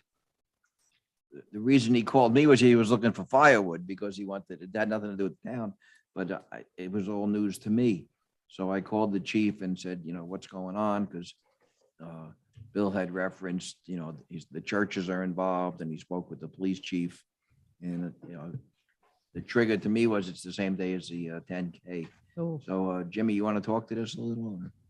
Sure. So a call came to the town clerk's office that got forwarded to me from an applicant regarding having a bonfire, excuse me, on the beach. And the applicant basically described it in sum and substance that way, that they were going to have it, you know, kind of a memorial. It had to do with the church. They were going down to the beach. There was no, you know, as Stevens would say, no triggers that would require an outdoor assembly permit. They're not, you know, they're all town residents. They're going down to the beach. They have stickers. They're not asking for any exemptions from town parking. They're not using a gazebo. They're going to be out on the beach. I followed up again after talking, I guess, with the applicant, who is a friend of the family. Spoke with Mr. Riley today, and he clarified that and said, yeah, they're going to cook s'more. They're going to have s'mores for the kids at the fire. They might have somebody with a guitar playing folk songs, and they might have brownies for the adults. So I get these kind of requests frequently. I put a bulletin entry into our police bulletin for the day so the police officers would be aware of it. Dottie and I spoke briefly on it, and I didn't think it rose to the level of an outdoor assembly permit. Great. Right. Okay. Sounds good. Okay. So there's nothing on our end we have to do. No, and the timing of the 10K to me was kind of irrelevant. I think they're doing it from 7 to 8:30 at night. I'd have to go back and look at the times. It really had no, maybe even later. Yeah, 7 to 8:30. I don't think it was going to impact any, you know, it's out at Wade's Beach. 8 to 9:30 maybe. Oh, 8 to 9:30, excuse me. 8 to 9:30 it says on. Yep, I copied Meg on today's back and forth. So, Yeah, Jim, I agree with you. The only two recommendations I would make, and I'm sure they know it, is when children are around the fire, and they're cooking marshmallows, that there's an adult there that's supervising that. And that when the fire is extinguished at 8:30, 9 o'clock, whenever it's over, that is in fact, just, put out Yeah. properly. covered both of those topics, Jim, especially the fire after the fact, that somebody doesn't dig up burnt ambers and stuff. So, and look, the applicant, who I spoke with was Joanne Picozzi. Joanne's been around forever. She, and then Riley, they're residents using our beach, and I think they're at 40 people right now that are going to turn out for that. Okay. Yeah. Okay, all right, thanks. Okay, next on the agenda is zoning board and wetlands application. We're looking at the wrong one. I'm sorry. there's I can two look Red back. lights. Yeah, I'm sorry. Yeah. Finishing Okay. up for Friday. Okay, business on, this is, for Friday night. I'm sorry, I was looking at the wrong agenda. Business on town property. We had Mrs. Springer came to us about her request. We felt that we didn't need a permit. Why are we talking about this now? Because we want to talk about what Oh. restrictions we want to put in the resolution. Right. So, we are saying she because, doesn't need a permit. right, she does need a permit because it's business on town property. But she wants to drive, from location to location, selling juice and water and organic ice pops and such. But, we wanted to look at, what kind of restrictions to put on it, limit it to the items that you put in the application. So it Yes. doesn't extend to retail sale of, Right. handbags and things like that. And then also maybe restrict location on the beach because Crescent Beach is already rather full. Right. We already have quite a lot of businesses there. So either go down to the end after the regulated parking area and, you could park there or kind of try to Wade's work Beach. Wade's Beach more. Right. And some of the other maybe town landing areas and not so much Crescent because it's already has a lot of businesses running on it. So it was really kind of brainstorming what we want to put into the resolution. Yeah. Those two things are absolutely key. And I think Jim and I were talking about that the other day, that you've identified the two major concerns, that you limit what you're selling by, exactly what you're selling. And we're going to hold you to that. And number two is to avoid, actually, I would be very comfortable at Crescent Beach where the food truck was set up last year. Anything south or west of that area down the rest of the beach. What I don't want to see happen is that, we end up with a whole bunch of businesses right in front of the beach there. And I just don't, Sunset, yeah, yeah. it's No good, Sunset. I yeah. just don't think that's going to work. And even though you're not going to stay there supposedly, if business is good and people are lined up, the tendency is, why would you pull away if there's still, you're doing a great business and you're not doing a great business elsewhere? But the emphasis would be on Wade's because there's nobody down there doing what you're doing. So that would be something I'd like to see you spend more time at Wade's Beach. But if you do decide to go out to Shell Beach and drive to Shell Beach, and if you get some people, that would be great. But if you want to do where the food truck was set up last year, down towards the Privland, that would be something Yeah, different. like where it converts to parallel parking and you don't need a beach sticker anymore. Right, So correct. you have the regulated parking area and then when that transitions, that would be a better location. Yeah. Just because it's not as inundated Yes. as the rest of Mhm. the Okay, just so I understand. So if Good Humor comes over, they're gonna have to get a permit. According to Stephen, they Mhm. should. Mhm. It's Yes, business They on want we- to town be at the property. beach. Yes, so Okay. again, the jurisdiction here is if you're seeking to transact business on a town beach, in a town park, or on streets within 500 feet of a beach or a park or a landing. So that's the case. So ice cream everywhere else is fine, but if you're within 500 feet of a beach, a park, or a landing, you need our approval. Stephen, the funniest side to that is Volunteer Park on Bridge Street is within 500 feet of our prior applicant. Oh, Yeah. yeah, there you go. Yeah. Except it's a business district. It's a little different. Yeah, no, I'm being, I know. You're Yeah, right. Yeah, some yeah. being who I am, I Go ahead, guess. Ed. Right. 303 feet from the front door. Get lucky Okay, sometimes. so did we write that one up yet, or? No, we Approval haven't of written this the, one up, so that's why, before we did, I wanted to Right. kind of go over Mhm. what we think is appropriate for this. And it's also, you've drawn a hard line that no retail but for food. So. And the food that's listed, that's kind of key. Yes. You know, not prepping food in the Yeah. truck, not, it's really the juices. She was very specific in the application, and I think that's Mhm, what's Right. being approved, the specificity. Yes, mhm. yeah, I agree. You said that, Hmm? no? We spitting that one out. Yeah, so what's listed here is the pre-packed organic drinks like kombucha, Green Street juice, water, and then organic ice pops. So that would sort of be It, the approved sale items. And then the location could be defined as Crescent Beach past the regulated parking and Wade's Beach. Mhm. Is there anything else that should be added to that? so if she wanted to go down in Manhattan Lane, that would be. That no would good? be fine. Oh, that would be fine, good. No. It'll be- Because I mean, it's Right. it's town property. Right. You're getting approval to work Good. town property. So I would say, town landings and other such things would be fine. I think Crescent, just because of it so inundated already with business, that's where you really want the regulation. Yeah. Mhm. Good. Or to designate a location. Mhm. Then to follow up on Stephen's comment that, we don't want retail sales at these beaches. The other applicant we have here is gold number 8. I thought we already discussed that. That's for the denial resolution. we We never haven't did a- written the denial resolution, so we need to clarify exactly why it's being Okay. denied Mhm. and what to put in that resolution. Okay, That's so why Dottie, that's we on gotta, the list as you well. and Stephen have to word that one, I guess. Right? Okay, anything else? No, sir. Okay, moving right along. We're gonna pass on the, finalize the building department fees. Reed would like to have a little more time to go over it with his staff. Mhm. So there's really not a rush on that, so we'll hold that one off. And then we'll go down to ZBA and wetlands, special permit applications, hard copy submissions. We had gotten away from the hard copies, trying to go with electronic, but I guess everybody feels they need to have it in their hand. so. It's nice to look at the big pieces of paper. Mhm. Yeah, well, and like the CAC, when they go to the site, they like to have the plan, and so does the planning board. They like to have the plan in front of them.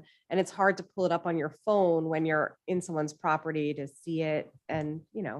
it's hard. It's All easier when those you have a applications full- are available in this office. And if they want a copy, just come and ask for it. That's all.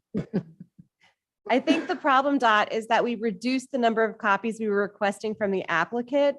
So now, once they're all handed out, there aren't enough for all the members of the CAC, all the members of the planning board, all the members of the town board and the clerks and such. I think we're short a few because we reduced the number. So Okay, that's well, the if we issue. get short, we call the applicant, who's ever doing the application and get more copies. That's what we do.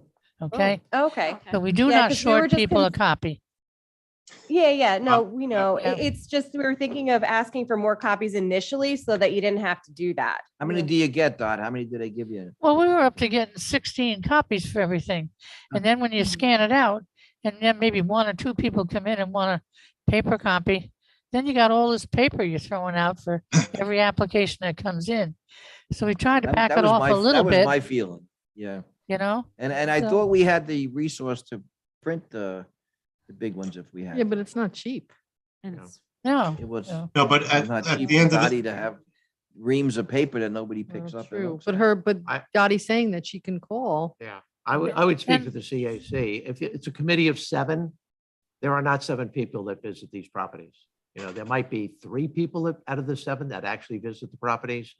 And report on them, but it's not all 7. So maybe we want to look at something like if we have X number of copies for a 7-person committee, let's say 3 or 4, you pass them to the head of the chairman of that thing and let that person handle who's going with me? We're meeting out there on Friday at 10 o'clock or 4 o'clock. What's convenient? Or if you can't make that time, you want to go out independently, you need a copy, I'll, stop over the house. I'll stop over and drop it off to you or leave one for you up at the office. But again, it is a waste of paper by assuming that everybody's visiting all the properties. I don't think that actually happens. May happen more on the planning board, but. So maybe just, sorry, go Stephen. Sorry. Now, so this started with the zoning board. Now, the zoning board, each and every member wants their own hard copy set of the applications and all the documents. Okay. Because it's during hearings and prepping, you want to have that all in front of you. So the town code, chapter 28, 28-6 says the applicant shall provide only 2 full-size copies of their complete applications, and then 8 copies of all other documents, including like maps, surveys, site plans, or whatever. I know for a fact that the zoning board wants not only the maps and site plans in hard copy, but the application themselves. It helps them during the hearing process. And also, chapter 28 talked, so that's for variances and special permit applications. Also, wetland applications, that restriction was on. So I didn't know if the town board each, because I know several times during wetlands hearing that we're scurrying around with each other, trying to see the what's what and the who's who going on. So I thought it would be helpful for at least every board member. And I know this, creates a lot of paper, but it's also very productive to have that information at your fingertips. Now, it shouldn't be the town expending resources, whether it's Dottie's office or any other clerk, to make copies. It should be on the applicant at the outset to provide those. So I think it should be left up to a board by board basis.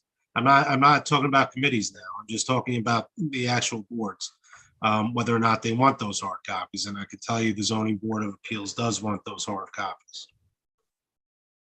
So I would say definitely the zoning board, each member should have a complete package. Well, Planning board? let's go, I'm looking at the code section, so let's just go, because we've got print submissions for each section. So the first Article 1 is print submissions for wetlands applications. So that's 28-2. Right now, it says 2 full-size copies. So for wetlands, what do we think? So the we've wetlands, got the town town board, So that's planning 5. board, Mhm. and CAC. And CAC is what, 7? Yes. Yes, Yeah. But if- as Jim said, everybody's not going. Yeah, I So was gonna that, say, that so could maybe, be, that could be crazy. I'm thinking like as far as the actual approving authority, so the town board is the approving authority right now for wetlands. There should be at least Right. one hard copy per That should be enough. member. And whether or not, like maybe one for the planning board chair and maybe one for the CAC chair, and then that's it. I okay, so would- then we're looking at 8, I because one would- for the town clerk to keep. Right. I would do 2 for the planning board because it's always 2 people who go out and look. Yeah. So I would do 2 for the planning board and The 2 for the. 2 for the CAC. Yeah. So that's 14. And the clerks of the boards need them. It's 10. 10. Right. Well, How there's many for the ZBA? 5 planning. Oh, wait. No, 5? this is for wetlands applications. So it would be 5 for the town board, 1 for the town clerk, 2 for planning board, 2 for CAC. Right. So that would be 10. Right. I'm sorry, did you hear that Dottie said the clerks as well for each board? Certainly. Right. Mm-hmm. Chris. Okay. All right. So it currently says 2 full-size copies, so we're going to change that to 10. And Mhm. and it works very well. At Yeah. night of the meeting, when we go over these applications, when you take out the big maps, we always lay them out, one on one side room, one on the other. Mhm. 2 or 3 board members go to one map, 2 or 3 go to the other, and we actually look through it, for 10 minutes, pointing things out back and forth. It works out pretty well. You don't need a map for you don't need all of it for everybody. Yeah. All right, so then the next one is for variance and special permit applications, which goes before the ZBA. So they're the only ones who need it. And that right now says 2 full-size printed copies of the complete application and 8 additional copies of all documents not printed on 8.5 by 11-inch paper. So Yeah, that Matt- would be like, Yeah, I'm not in love with this language. It's kind of confusing. Yeah, I was gonna say, I'm not even sure I understand what that means. But you I have to would mean go to like the larger maps and things like that. Mhm. But that, since it's ZBA, say 5 for the And ZBA, one for the lawyer. one for town I- clerk. I would want a copy as well of, Right. you know, Okay, so then we're up to 9? Okay, oh, because we've got the engineer. No, this is ZBA. Oh, yeah, come up. So there's 5 members. It used to be 10, Mhm. but then county started to do everything digitally, so we can drop one. But there's 5 for the members, 1 for the permanent archive for the town clerk when the application is done, 1 for the building department, 1 for the town attorney, and 1 for the clerk of the board. So that's 9. Okay. And the okay, digital. okay, Perfect. And full of everything. Yeah, so full, Every. 9 yes, copies. complete, right. all right, so that's code section 28-6. And then, let's see, is there more? Wetlands. The wetlands was the first one that we talked about. I believe it's just the wetlands and Special the permit. various And this special. is variance and special permits. Yeah, then I guess for, well, wetlands applications again? Why is it in here for? Oh, no, never mind. It was just the way I'm looking at my screen. Well, special permits, Well, site plan review, right. but that's like, But you also have to do a Sliding. special permit if you get over 6,000 square foot. So it doesn't have to be wetlands. It can just be a special permit for an oversize. So okay, so not a special variance for. No, that's a special permit, yeah. Okay, so special permits then, The special permit should be we need. 5 for the town board, Yeah, I was gonna say, town attorney, Dottie. Then I would say 1 for the planning board and 1 for the CAC. Because, 2 and 2 and 2. well, do they actually, for special permits, they don't go on the site. It's not a wetlands. This is like a 6,000 foot house. They still go and look That's at still it. what they yeah. do. So Yeah. we'd be back to the 10 Okay, then. so go same number, yeah. Yeah. Okay. So I guess maybe 28-6, Stephen, you want to break that into the 2 types then? Unless we just keep it consistent. 10 for each. Yeah, Yeah, that's easier. Yeah. 10 of Yeah. everything, make it easier. Yeah. Yeah. Okay, that was easy. Okay, I think we're done. Okay. Hmm.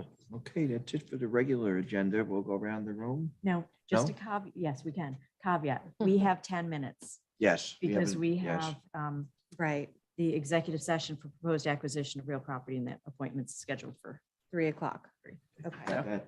I- Yeah, I got it. Meg, You ready? You're gonna cough your way through it. That's it. That's There all you I got. go. That cough took 15 Yeah. seconds. Short and Sweet. Howard Jackson laid to rest today, World War II vet. Very nice ceremony and hats off to the Jackson family. D-Day yesterday, 78 years since D-Day invasion and the tens of thousands of American soldiers that laid to rest and were severely wounded during D-Day. Never forget. Comments just about last week with the gun violence. I just had 2 quick comments.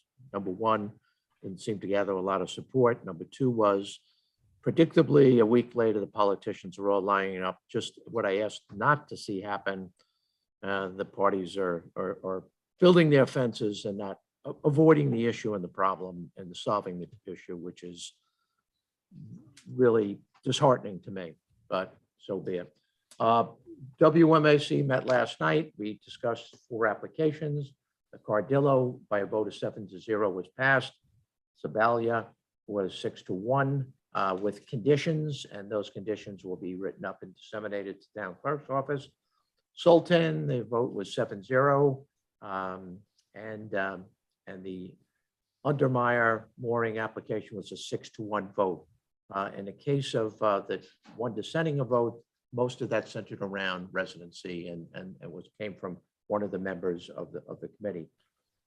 We did talk about a couple of other things, comprehensive plan, which BJ was, trying to get them be a little bit more proactive. And it's almost a subject to itself. It's important that we get back to BJ. I think I'm going to work with the WMAC on trying to get these recommendations back. They're important to the comprehensive plan. The Bay Constable reported, Peter Vielpick was there, talked about resolving the issues associated with moorings and the installation of moorings, either by a certified or non-certified person. So I think that we agreed that Maybe insurance. insurance was the main, liability insurance was the main thing that we wanted to discuss there. I did mention the thing about dredging of Manatee Creek, which I sent down to, I think I sent you a copy, BJ, and I sent it to Al Loretto, which is important, and to the committee chairperson. Daniel Lord Road, we went over very briefly about procedures and how we were setting those procedures up. And we're moving forward with that. All 7 members were present yesterday. And that pretty much was kind of it. Did I miss something? The No, waste- not anything that I'd Okay. want to cover. Okay, all right. And then we met this morning with the capital planning, and this is very simple to go through. We had a less than a half-hour meeting Oh, again. man.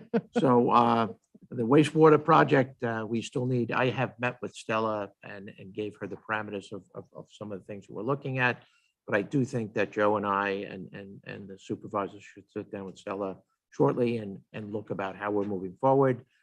Fresh Pond, they're working on wrapping that up. Still looking at siting locations, and that's a work in progress. At Fresh Pond, the municipal wastewater, not a lengthy report there. Lombardo Associates still developing the new site location at Manwaring Road and the engineering reports that go with that. So that's in preparation of getting further comments back from the public so we can move forward with the municipal wastewater treatment. Real point, there was no report on. Crescent Beach, everything is disseminated pictures of everything. Hats off to the Highway Department, Public Works Department, and Brian for getting that thing up and running by Memorial Day, or right after. You know, it's all set, ready to go. Gazebo will be put in the fall. The ADA compliant ramp is there. Multi-year capital plan, we're going to work on in the fall of this year. There's just too many other pressing issues. Shelter Island Community Center, Brian states basically we're trying to get another bid back from Mulligan on the roof. We're looking at the porch. There is voting going on there from June 16th to June 26th. So those are 10 days that we really need to stay away from any major renovations, at the community center. Road paving, as public asked, why can't we be warned about when we never know when they're coming, to be honest with Brian gets promised by Corzini that they're going to be here, and then they don't show. So it's not real reliable, but thank God a bulk of the work, I know was inconvenienced for some people, especially on New York Avenue today, created a little bit of a problem, but it's being done. And Brian announced at the beginning of this meeting, 3 of his additional roads are being taken care of within the next week or so, including the recycling center, hopefully tomorrow, weather permitting. West Neck Water contract, the good news there, Jen had a lot of good things to say. I could share a little bit more, but we're getting some grant opportunities ready by June 17th, which is just around the corner for some state grants. And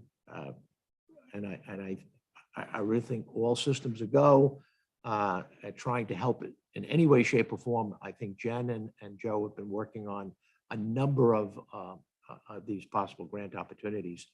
The ADA compliance, we reissued the RFP. It's due in tomorrow. The recharging stations, we're going to put it off for a while because we have sufficient numbers to meet our purposes, but it's something we'll look at in the future. We had a meeting yesterday afternoon at basketball courts, and not at tennis court, but at the basketball court between the school and the town. I represented the town along with Jim Reed, Chief Reed, and with Brian, and Dr. Dolger was there with Mr. Dunning, and the athletic director was there as well. And we looked into the courts with George. George was present. I think we got everything straightened out. I think Jim and I, Reed and I, kind of redirected it, saying, "Hey, listen, we have $6,000 left in the till. We can, in the fall of this year, we'll repatch, and we'll continue to repatch for the next several years. It would be a big mistake to send a wrong message to the donors that donated lots of money by ripping that thing up and trying to start from scratch." That will be done, and the tennis court, maybe not in the same year, but down the road, and maybe we can get some financial help to do that, maybe 4 or 5 years down the road. We did talk about the maintenance of the both places, scrubbing them once every few months, the backboards, putting new nets up, just generally blowing it off. So superintendent recommended that he would get a hold of you, Jerry, and set up something for August. So we'd have the same group of people along with supervisors sit down, and we're looking at who's going to be ultimately responsible for those two big, very busy recreational spots. But the school is going to do it, the town's going to do it. It's going to be a combination of the school and town working as we move forward. Jen provided us with updates about the ferries. There's a lot of good news there that we're working on in terms of the hazardous mitigation plan.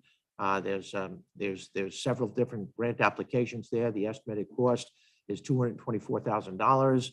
And there's one grant that offers 90% funding, 10% match. There's another one that offers 75-25. So that's being looked at. We looked at the cooling station for the community center across the street, $35,000 cooling station.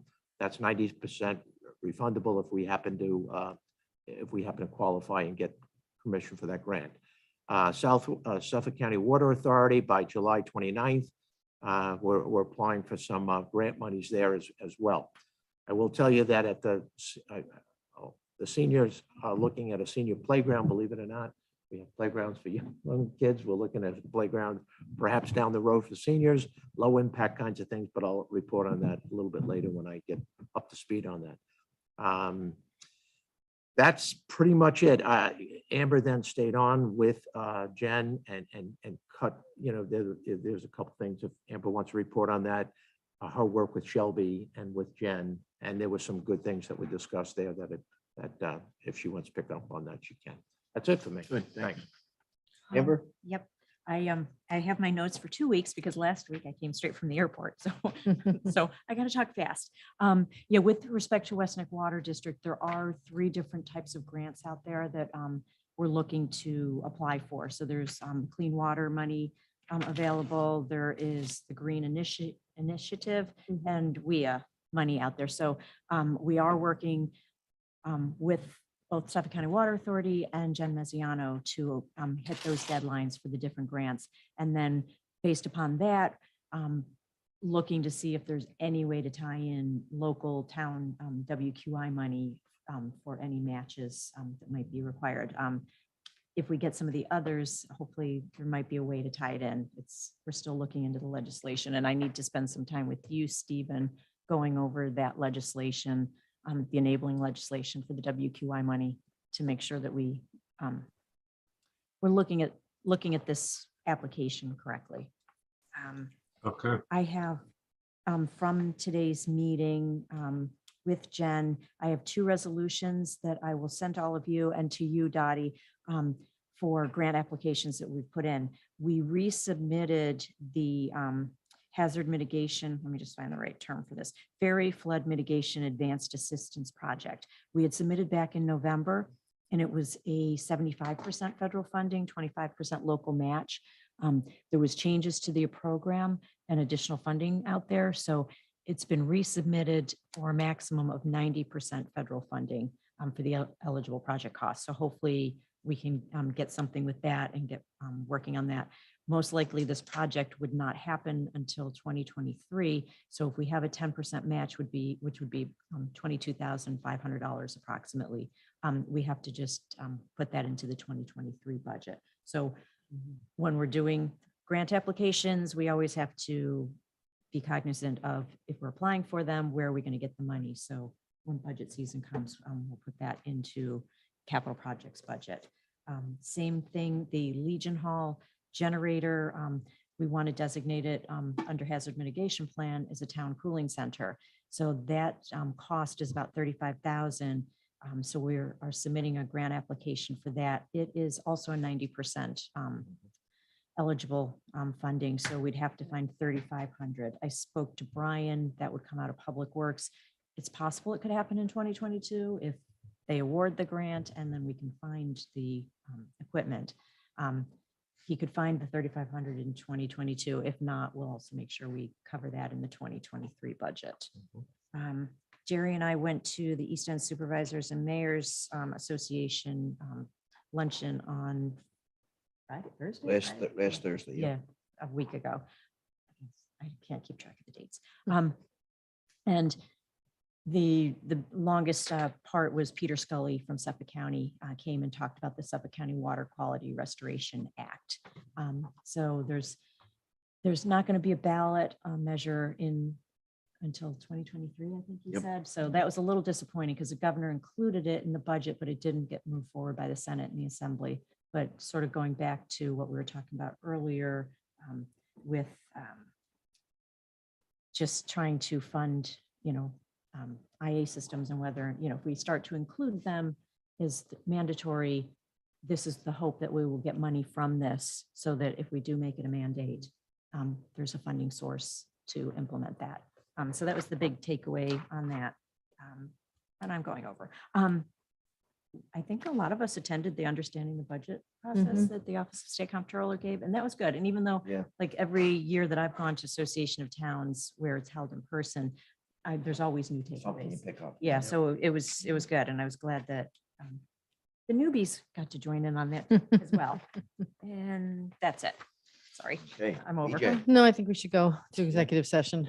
One announcement, this Thursday, June 9th, at Legion Hall across the street.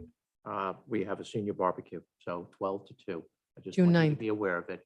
This is this Thursday, 2 days from now, 12 to 2 o'clock, senior barbecue across the street over at the community center. Speaking of across the street, the library is holding is it a Narcan class? Yes. This afternoon at 5 o'clock?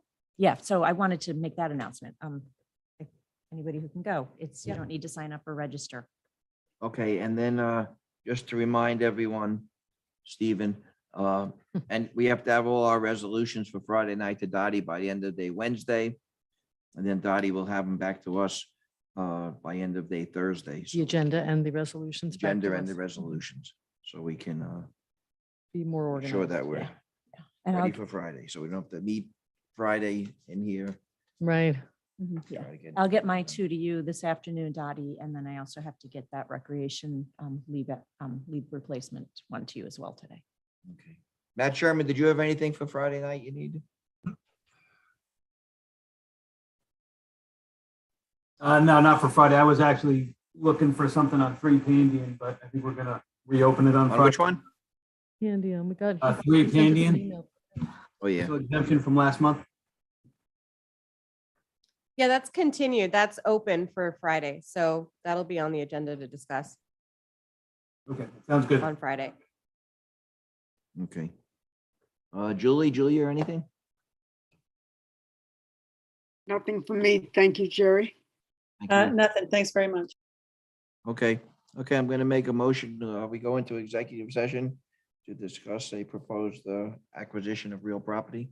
Second? All those in favor? Aye. So moved. Thank you, everybody. Yeah.